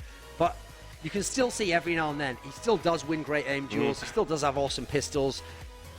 He has to be a selfish star, unfortunately, but he is still very good. This is the problem, though. When he gets into this mode of thinking and he thinks it's all on me, I need to pick up the AWP because Smith can't do it. I need to call the strats because Existence can't do it. He puts way too much on his plate and he's not going to be able to finish his dinner. He's going to be some ineffective player right now. This is the problem. Shocks needs to just be let off the chain and just told, go kill people. When you put him in that role and you give him that platform to succeed, he's one of the best players in the world. When he starts taking on all these extra duties, the teams always suck, his performance always sucks. Well, and that's just the fact. That begs the question that I want to ask you guys. Like, historically, Duncan, when was the last time we had an in-game leader that was the star carrier of a team as well? Like, that doesn't happen very often. No, it was actually Happy in the old Envious. Not at the moment, because at the moment, let's be real, Kenny S is the best player of that team. He's an amazing player. But in the old Envious, the one that was won MLG at the beginning of the year, MLG Aspen, they were technically LDLC at the time, but that same lineup, and then they won the Major before that, the best player was Happy in the team, and that's the thing. it's the only time I've ever seen it work like that. Yeah. Where you could be the star. The whole vehicle was to make you work in that sense, but it worked because the other players were fantastic. They were so good at their roles, and you yourself were almost ideally suited to play that role. It's a very, very difficult, fine line to balance, and he doesn't always get it right. So if you have every tool and you can't always make it work, like he hasn't sometimes, when you have a lesser team like this, and unfortunately a team where you're only doing that because you're forced to, you didn't even choose that system. It's one thing if you decide these are the tools, this is what makes sense. If that's just what you're falling back to because nothing was working, then it's a nightmare scenario. Right. Well, the problem you had traditionally with old Titan was that you had this great structure, this great system put in place by a great thinker of the game in the form of this man on the screen right now, Existence, and he would tell everybody how to play. Problem, they had no firepower. So the executes were good, the tactics were good, everyone knew what they were supposed to be doing, but they just couldn't do it because they didn't have the requisite skills. Now, you have a more skilled Titan lineup, so what do? You dismantle the structure. Tell me what's wrong with this picture. I can't get my head around it. What is Existence doing if he's not calling? The problem is, Existence really has reached his final options. Even he's just like, I mean, I guess I'll just give up in-game leading if that's what we have to do. Because, funny, fans love Freiburg, right? And when they saw that photo of Freiburg practicing really hard at the major by himself, they were like, what a worker. Even if he's doing badly, I've got to respect his drive. What people don't know about Existence is he's had so many chances where he said he was going to retire, where he was like thinking about retiring. Could have gone out on top. And he doesn't. He says, right, I want to get back to the top four. I want to accomplish something. I'm not going to retire till I win a major. Going to Star Series Season 12, where he went to the LAN finals, and his team ended up doing all right. They came 4th place at the LAN. And on the second day of the tournament, I came into the center really early. No other team was there. They weren't going to start the games for an hour and a half. Yep. I saw one person in the whole arena, on stage on his PC, playing deathmatch. No one else in the whole venue. And it was just Existence was sat there. He's not even an individual player. Just sat there warming up. Because at that point in time, he'd done everything else. He got the structure of Titan. He got the tactics. He got Kenny S. All he can try and do at that point is just work a little bit on himself. So he was just thinking, this is all I can do. So that was what he was grinding away at. This is a guy where... even though it looks terrible right now, he's still determined to think he can get back to the top, if possible. Here's the thing. If we were talking about a movie of Existence's playing career right now, it'd be all Yeller. He's Yeller. You got to take him around the back and just put him down. Because he needs to move to coach now. Because I love Niak, but he's always going to be a cheerleader type. He's going to be, I want to get you guys mentally prepared. I'm going to put you guys in place so you can succeed. He's never going to offer anything tactical. Existence could be doing that. He could be like the quarterback or whatever, behind them all, telling them how to play, where you're going to go, this is the strat we're going to run, and they could put somebody in there that could actually have damage on the scoreboard. Every day he doesn't do that, he's tarnishing his legacy. He said he won't retire till he wins a major. Brother, you're going to be playing another 10 years. You know what I'm saying? That's just the reality of it. So he needs to get out right now. And now that he's had the calling duties took away from him, what's left? Well, it's kind of the opposite of the Shocks thing, right? Yeah. Like, usually the in-game leader gets leeway to not be the top fragger. Well, that's the whole point. In fact, I'll give you an analogy, a sports analogy that you'll enjoy here. It's an American football one, okay? So, in the modern day, at the moment, Peyton Manning, is one of the all-time great quarterbacks. His body's shot, his arm's wrecked. He's not a great individual quarterback in terms of just his raw skills. But they always make that comment about him. They say he's like the best tactical coordinator, but he plays on the field. And so that's his unique strength. The problem is that was all that was keeping Existence going as a viable player. He had to be the super brain in the game where he would make the most of everything, have the great tactics. So you take that away from him. If you just made Peyton Manning into just another football player, another position, who's not the quarterback, at that point, why have him in the team? In fact, why not transition him to be a coach? He's a fantastic tactical coordinator. So that's why I draw the analogy there. It is someone who was an all-time great at the role, but it's not going to work unless he has that strength going for him, which is the main reason he's viable. All right, gentlemen, it is time to start. Thank you very much for your pregame. Crowd is ready. We're excited. It's going to be Train. It's going to be Navi taking on Titan. And the bad boys from Bucharest are back. Sadikist, Henry G, take it away. Thanks so much, Scott. Yeah, we definitely are the bad boys from Bucharest. But finally, we're ready to roll. Obviously, that got an applause because we did have a bit of a delay. That said, I mean, this match, this is not what you'd expect. Now, this Vincere already down in the lower bracket after making the final of the major, playing against Titan. It's just two big names playing an elimination match early on in the tournament. That's pretty shocking, really. Yeah, absolutely. Seeing Navi getting knocked down to the lower bracket this early on in the tournament, no one saw it coming, but here we go. The big matchups coming in. It's going to be Titan versus Nanis Vincere. CT is going to be the Frenchman, so looks like Navi going towards Ivy with emphatic pace here. Flaming gets the first frag as well. And they've got that smoke off as well, so Shocks is forced back. This gives a complete perimeter to Navi and the entry to the site. Good thing RPK and Scream are ready for it because they'll slow this down, but Bomb's still getting closer. Another great shot from RPK. Edward has to fight back. They at least force back the two players in A, but watch for the flank. The latter player just coming into position now from Titan. It's Smiths that was arriving, and Shocks gets the 2 kills.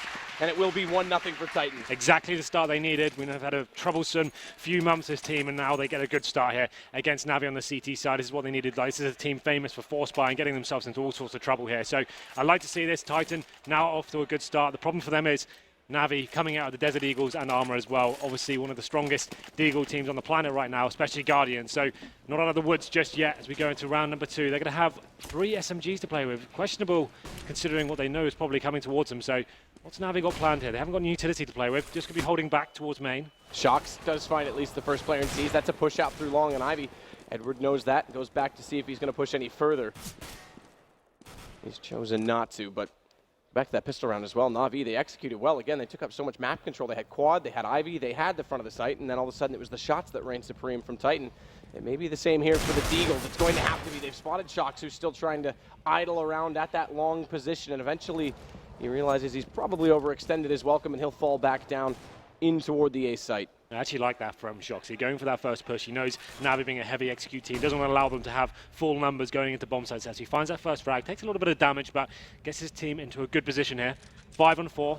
Navi's still yet to do anything with it. A Scream taking out Guardian, that's definitely going to help bring it to the 5-on-3 and hopefully securing the round as well. Flamey's going to try and get quiet and back into that position. Does take down Existence. It wasn't exactly pretty, but it was effective, and that allows Edward now to try and take down Scream. Scream's going to force the issue, though, and Edward, he's left on 3 HP. And the bomb down inside the site. Matter of time. There it is. Shox will close it out. They were hunting all the while, and now it's going to be 2 rounds for Titan, and that force buy leaving the terrorists with nothing to work with in this round. Yeah, absolutely. That's a really nice round from Titan. As I said before, Shox finding that first frag really did secure the thing and set the tone for the round as well. So they get a free one this time. Navi can't really justify anything more than a couple of P250s here. Looks like Flamey's got a smoke grenade as well. I would assume that means they'll go towards inside, perhaps try and get a smoke down towards the lower ramp, get the bomb down in that way. That's normally the most effective thing you can do. Getting the bomb down inside is normally the easiest option on these sort of rounds. It looks like they will be heading there as well. RPK will be waiting with the Famis though. Navi famous for their slower pace gameplay. He does spot some foots as well, so going to fall back, get himself some more passive position here. He's going to have backup as well from Smith towards the upper ramp. Yeah, and the thing is, Smith had that peak early, so they've already called for the rotation. So as you said, bomb plant is the goal right now to allow for utility.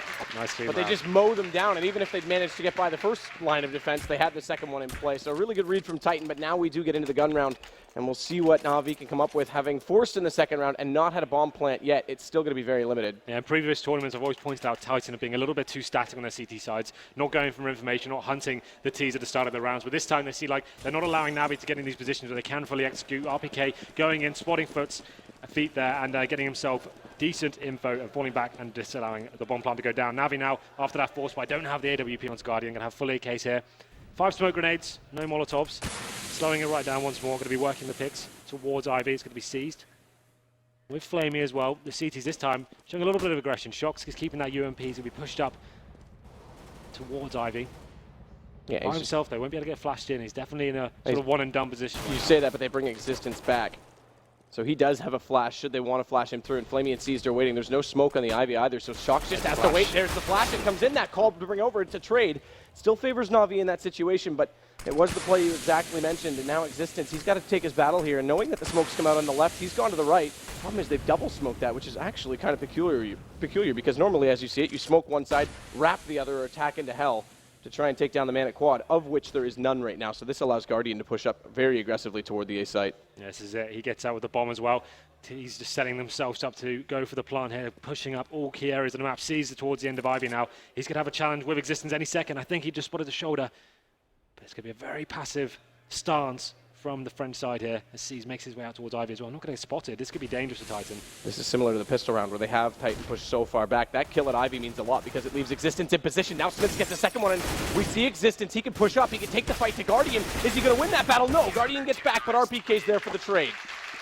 Another nice round there from Titan. We saw Shox keeping his UMP to trying to build that bankroll. Just getting one frag was enough against a team like Navi. Heavy on executes, waiting down for 30 seconds before they actually go into a bomb site. Him finding that first frag and just rattling them at the start, that's really important. The fact that he did a UMP as well, that means so much to me. See the money rolling in now. Smith still on about 8k. He's going to keep with the MP7. He knows Navi are going to be on a pretty much eco round here. They can probably justify a quasi buy here. Basically means the loss bonus working in their effect. They're about $2,400 coming in, I think. So they're going to have some Tech 9s, Desert Eagles, body armor, Got some smokes as well. Looks like they're heading towards the inside bomb site. Probably will try what they did before. Maybe a bit more executed, but they're going to have 2 players towards inside. It's going to be Smiths once again with that MP7. It's actually impressive as well, and obviously this time with the pistols you'd expect it, but it's impressive how passive Titan is playing and still picking up these rounds, just winning individual battles that really are in key moments and choke points. Smiths this time, he's going to go on the aggressive. He's up towards the upper platform, and of course he does go down a little bit, but as we say, he's so far forward that this calls for an early rotation. Scream's the one in position, but now taking down RPK and Scream, they'll not only get a bomb plant, they've got good control of this site, and not to mention Seized is pushed forward. He does massive damage onto Existence, who's left on very low, 12 in fact, but flashed in, he will at least get 1 kill before going down at the hands of Flamey. It's left in a 2-on-1. Bomb, surprisingly, in all of that, considering how much control they had of that situation at the end of the site, didn't get planted, so this still favors Shocks. Yeah, he's in a very good position as well. He's read this perfectly. Flamey making his way out of Pop Dog right now. Shocks, you just know he's going to hit shots like this all day long. Comes out, hits the first one. Will he get the double? He doesn't. Flamey takes him down, and Navi get their first run on the board. Nice play from them, going towards the inside bomb site, finding those first 2 frags, rotating out, and then Molotov onto Connector, forcing Shocks to face. Gets the first shot like he thought he would, but unable to land the second. And Navi getting themselves in a strong position now, but the change of stance for Titan, they're going for double AWPs this time, so it's going to be Shocks and Smiths here. Shocks, one of the better riflers in the world right now. It's just surprising to see him pick up the sniper so often these days, but and they were trained, setting up 2 turrets on either side could work out very effectively. Yeah, they talked about that a little bit on the desk as well. I don't so much disagree with it in this situation. They've got a decent lead. They've lost their first round. They've built up a bank. They can easily afford it. And it is a map, like you say, that they can set it up on either side. But Navi, they've managed to pick up the first kill. With RPK going down, it leaves Smiths in an awkward position with one of those AWPs, has to play passive inside that B site, and this becomes a real option right now with utility to try and get a fast plant on B. Interestingly enough, despite winning 1 round, we still haven't seen a bomb plant from Navi. Yeah, you're right. I'm trying to work out what RPK's plan was there. Obviously, you normally try and spot footsteps there, but it seemed like he's very committed to the lower ramp. Facing it completely, does a little bit of damage to Zeus, but gives the heavy advantage towards Navi here. Now they can actually just run the time down, wait for CTs to make mistakes. They need the ones to be finding info. You can see Existence pushed up in Pop Dog right now, seeing if he can surprise one of the terrorist players, but normally a position you'll get pop flashed out of. Exactly that, the pop flash. So far that hasn't come in. Meanwhile, Edward, he's taking advantage of this smoke on lower sidewalk. He's going to push towards Smiths. There's a slight gap. He hasn't spotted it. Meanwhile, as you're saying, Existence back toward the bottom of that ladder did get caught out. It's Zeus that won that duel. Forces Smiths back even further, and they were going to be saving if they lost this round regardless, so the investment of double off isn't that much of a loss for Titan, but so far it definitely has not paid off. C's going to take down Shock. Smiths is not able to take that face effectively, and now it's down to Scream, 1-on-4. Interestingly enough, though, he's got bombs, so winning that first kill against Guardian, they've got to come from both approaches here, because coming up ladder, it's far too linear, and they do have the flank coming in. 15 seconds, they have to take this fight. Scream's going to win 1. He's looking for the second one as well on Flamey, but he comes out on top. And Edward was there ready for the trade regardless. And Navi dropping the ball there a little bit, actually having the bomb towards inside by themselves. Scream pushing. They knew after losing that first frag, they had to push in, find frags, make something happen there. It was Existence that got taken down after pushing into Pop Dog. Scream had to commit at that stage, find the bomb, and actually got himself into a winnable situation there with 15 seconds left. Had he found that third kill, I think he had a real shot at winning that one, but headline is Navi take the second round on the board. Here comes the force buy from Titan. They're going to be not fully investing into this. 3 players are. A couple of guys keeping on about 2K. They're going to have Famus's M4s and upgraded pistols here. RPK deciding not to really purchase anything. So you'd assume this round going in favor of Navi. Once again, it's going for these early picks towards outside. They're going to spot Scream on top of the bomb train there. Shocks has been playing this position. Smoke comes out. They know that's going to come closer. Do they? Seized. I'm surprised he didn't spot that. So that actually favors Titan quite considerably here with one of the 2 rifles. He's going to swap that over to an AK as well, and I'd be interested to see if he tries to juggle that back toward Hell for his teammate to grab it. The problem is Existence is preoccupied.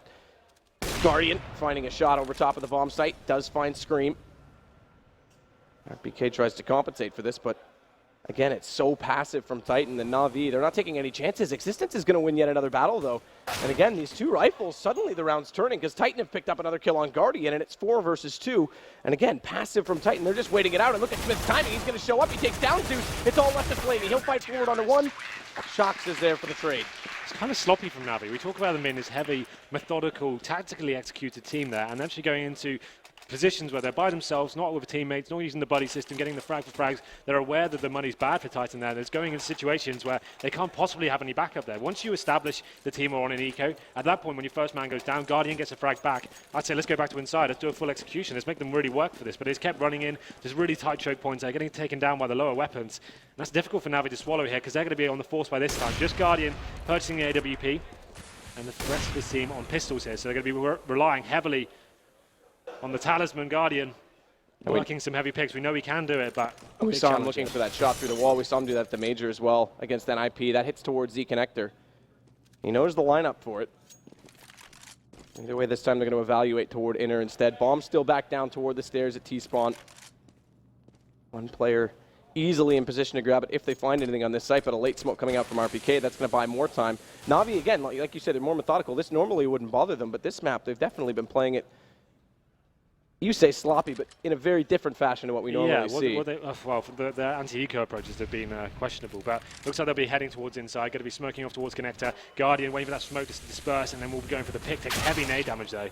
That's a bit odd that Shox committed that far to it. They had the flash to jump off the ladder, but he went even beyond. Takes down by the headshot. It's going to be RPK on the site, playing from where Taz often does. Manages at least 2 kills, but him going down does leave a chance for them to at least get a bomb plant out of this. And Guardian, he's found Scream in the process. Another quasi-buy that's going to come out effective. Smith's left to a 1-on-3. And right now he's playing at the back of the B site. There's no more utilities left to distill him, so they won't take the chance. They're going to take the bomb back to the A site. He's a little bit late on arrival, and they're already facing that Z connector, so as soon as he gets there, Seized is lined up. Wow, so that commitment with 1 AWP and 4 pistols working out for them. When you have a player like Guardian who can find those picks, it always works out for them somehow. But I want to see that. I didn't see the kill from Shox there, how he got taken down. Was he pushing behind in the flank and then just completely got wrecked? And then he actually went to the top of the ladder. He got flashed in, expecting them to be around the corner at upper already, and then pushed beyond through the Molotov into the upper hallway where they were holding the angle. It's questionable considering they hadn't even committed to a bomb set at that point. You know they're going to be low on money, giving your frag away and actually opening up the round for them, giving an opportunities there. He's going to pit Titan onto a full eco here, just some PT-50 purchase. Guardian, fantastic shot there to open up the mat, taking down Smiths. Now all they need to do is sit back and wait. They don't need to commit to anything just yet. Just try and work out if there's any stack towards outside, but that's going to help. Waiting for the mistakes to happen. Shock's getting taken down after facing towards Ivy, bringing it to the 5-on-3 situation. Edward just towards Pop Dog. Trying to hit another shot here, but Scream takes him down. Lovely little headshot for him. This round should fall apart now for Titan as they make their way out towards Ivy. RPK, chance to take down at least one more, and Flamey on low HP, but not going to happen. It's interesting as well, we saw Titan, when it went to 4-2, their economy was broken. They managed to pick up the win in the quasi-buy. Yeah. That looked like another chance to reset Navi and extend the lead on a CT side. Navi do the same thing in turn. They pick up the anti-eco, and suddenly the half looks like it's very possible for Navi to get not only in the lead, but comfortably so. So here we go then. We go into round number 10. Titan have decided to go for the force buy here. No kits, 1 AWP on Smiths, no real grenades either. So definitely a round. It's going to put them in a difficult situation if they are to drop this one. Need to find that first frag. You can see once again Shox pushing up in that aggressive stance, waiting for his teammates to flash him in. It worked before the UMP. Will it work this time with the FAMAS is yet to be seen yet. Navi slowing things right down here. And they're actually going to leave RPK alone towards inside for now. He has got Smiths with the AWP on the rotate if he needs him. Navi just trying to work the picks here. I haven't seen too many executions from them as of yet. Just waiting on the picks, seeing if they were spotting any mistakes. Flamey would have spotted Shox this end and is trying to spam through the smoke, trying to work out where he may lie.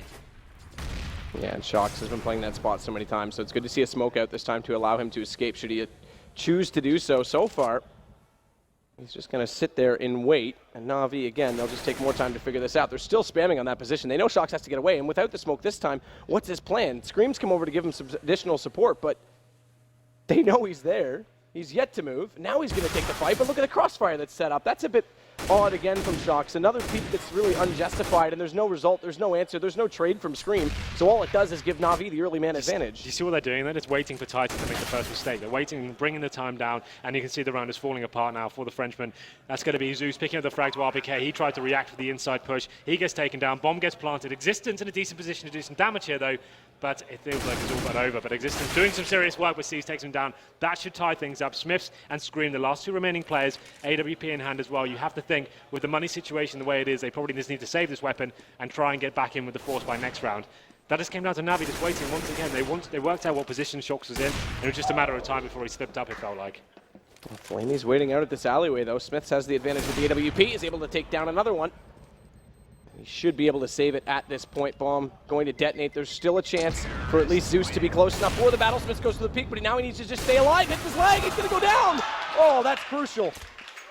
That is massive in terms of the economy there, like we saw. When you have 1 player on the AWP and you have 4 pistols, that's actually workable. You can actually make a round out of that. The fact he died and they lose that round means they have about 2k average across the board. It's another round you kind of favor towards Navi pretty heavily going into this one. They purchased some 5.7s, Desert Eagles, but that's about it. I'd assume they're going to try and do something a little bit more aggressive here. Try and get in, try and find that first frag towards anywhere. They can't just sit back and allow Navi to work the picks. As we say that, though, they're going to change their stance completely. Just go for more of a fast inside play towards the upper ramp. This is normally the safest play you can do on the anti-ecos. It's like an angle. It's very hard for the CTs to hold off, and you'll see this right now. RPK boosted up on the train. Not going to really do much to that. And they get a bird's eye view of the bomb side right now. That's what works so well about going on the upper ramp on these anti-eco rounds. Tries to drop down, though, is caught in the end by Smith's Eagle. Additional shot from Guardian, not able to connect. Smith is therefore allowed to take down another one on Flamey, but Zeus is there to at least silence him in the end. They keep 3 players alive, so builds decent economy. It's only 2 more guns they have to buy into, but crucially, they take the lead 6-5, and they still have 1 more round before they extend the max loss bonus. So the situation is that there may not be another buy coming out from Titan in the next round, considering they've fully invested into this one. Yeah, absolutely. Just to go on that round again, that's one of the few anti-eco strats I actually like. Go straight off the bat when you commit straight away to upper ramp. It's so beneficial to get up there. As long as you don't get taken down in that first corner you go around, there's literally no way a CT stack can take you down. They can't really do much to counter it. You've got 4 AKs going out of the top. Bird's eye view of the site completely locks it down. And it's going to pit Titan now in a difficult situation. Navi taking the lead, 6 plays 5. And once again, Smith's on the AWP. Hasn't really done any huge work here. Missing another shot. And it's going to be another difficult round for them to get smoked off towards Ivy. He's going to have to change his position. But Navi making their way back towards T-Spawn. Look at this positioning from Titan. So often, if you play a player at quad, so in this case they've got Smiths in that position right now at Hell, he could support Ivy and the front of the site, and you push the second player toward ladder. But Titan, they're giving up so much control on that A site every single time. On the pistol round, we even saw it. Now, fortunately, they won that because they won the exchanges. They've just had the better aim in that case. But if they continue to do this, Navi's going to walk all over them. We know how good they are with execution. This is the thing. RPK is alone towards the inside bomb site now. He has been good for 1 or 2 frags, but it's not been enough to win the rounds. You can see Smith rotating back in with the AWP just in time as well, as it looks like Navi are just about to show their hand. They've still got 1 more additional smoke. That'll be thrown out lower, but Smiths is able to hit the shot. The force seized, is able to get that flashbang in place. So it's 1 down. Smiths, he'll follow it up. They need to get that smoke on the sidewalk. It's not in place, and RPK is able to walk out. Another easy kill. Good response from Guardian, but it might be too little, too late. He knows Smiths is on the train. Problem is, Zeus is nowhere in position to help him yet. He's still up toward the hallways. They've recovered the bomb, and this may be a desperate attempt to head back toward A. Is Guardian going to hold? Not surprising he's got the confidence to take that fight, but Scream finds it first. It's down to just Zeus. He's going to fall. They've got lots of money left, so not a huge deal.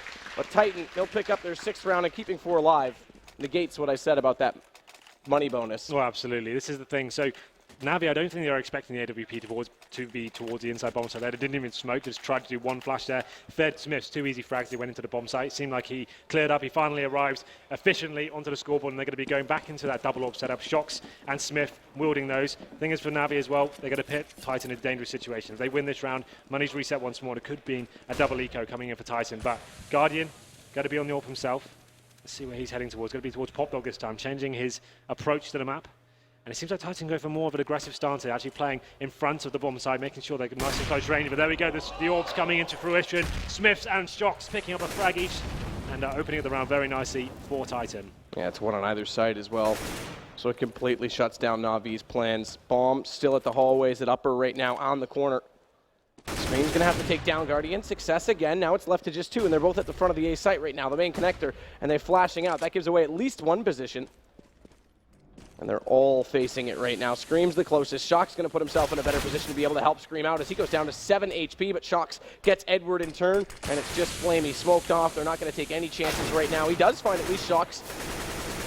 Not going to get much more than that. 18 HP. Scream doesn't need to take this fight. He's going to sit back with the Shocks AWP. didn't need to take that fight, to be honest. That goes it's a 4-on-1. And now they're giving frags away. That's going to be difficult to handle in terms of the money going forward, but they win the round, bring it to 7-6. The double orb setup working very well there. Shocks, a player we mentioned before, normally known as one of the world-class riflers here, has been forced onto his orb, bro. He actually seems to be fitting into it very nicely, actually, finding key frags. He did it yesterday in Cobble as well, so impressive stuff from him so far.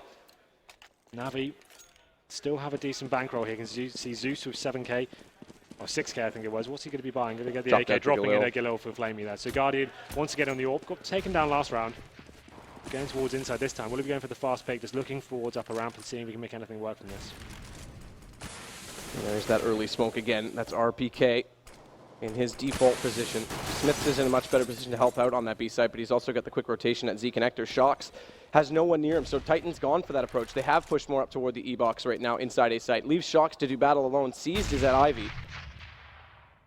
question is, how does Titan try and get further into this? If they want to try and establish a presence at ladder to go for the fast flank onto B, which player is going to take that fight? Which player is going to be in position? You'd think it would be Existence, but he's still playing passive out beyond the doorway, in behind the box, actually.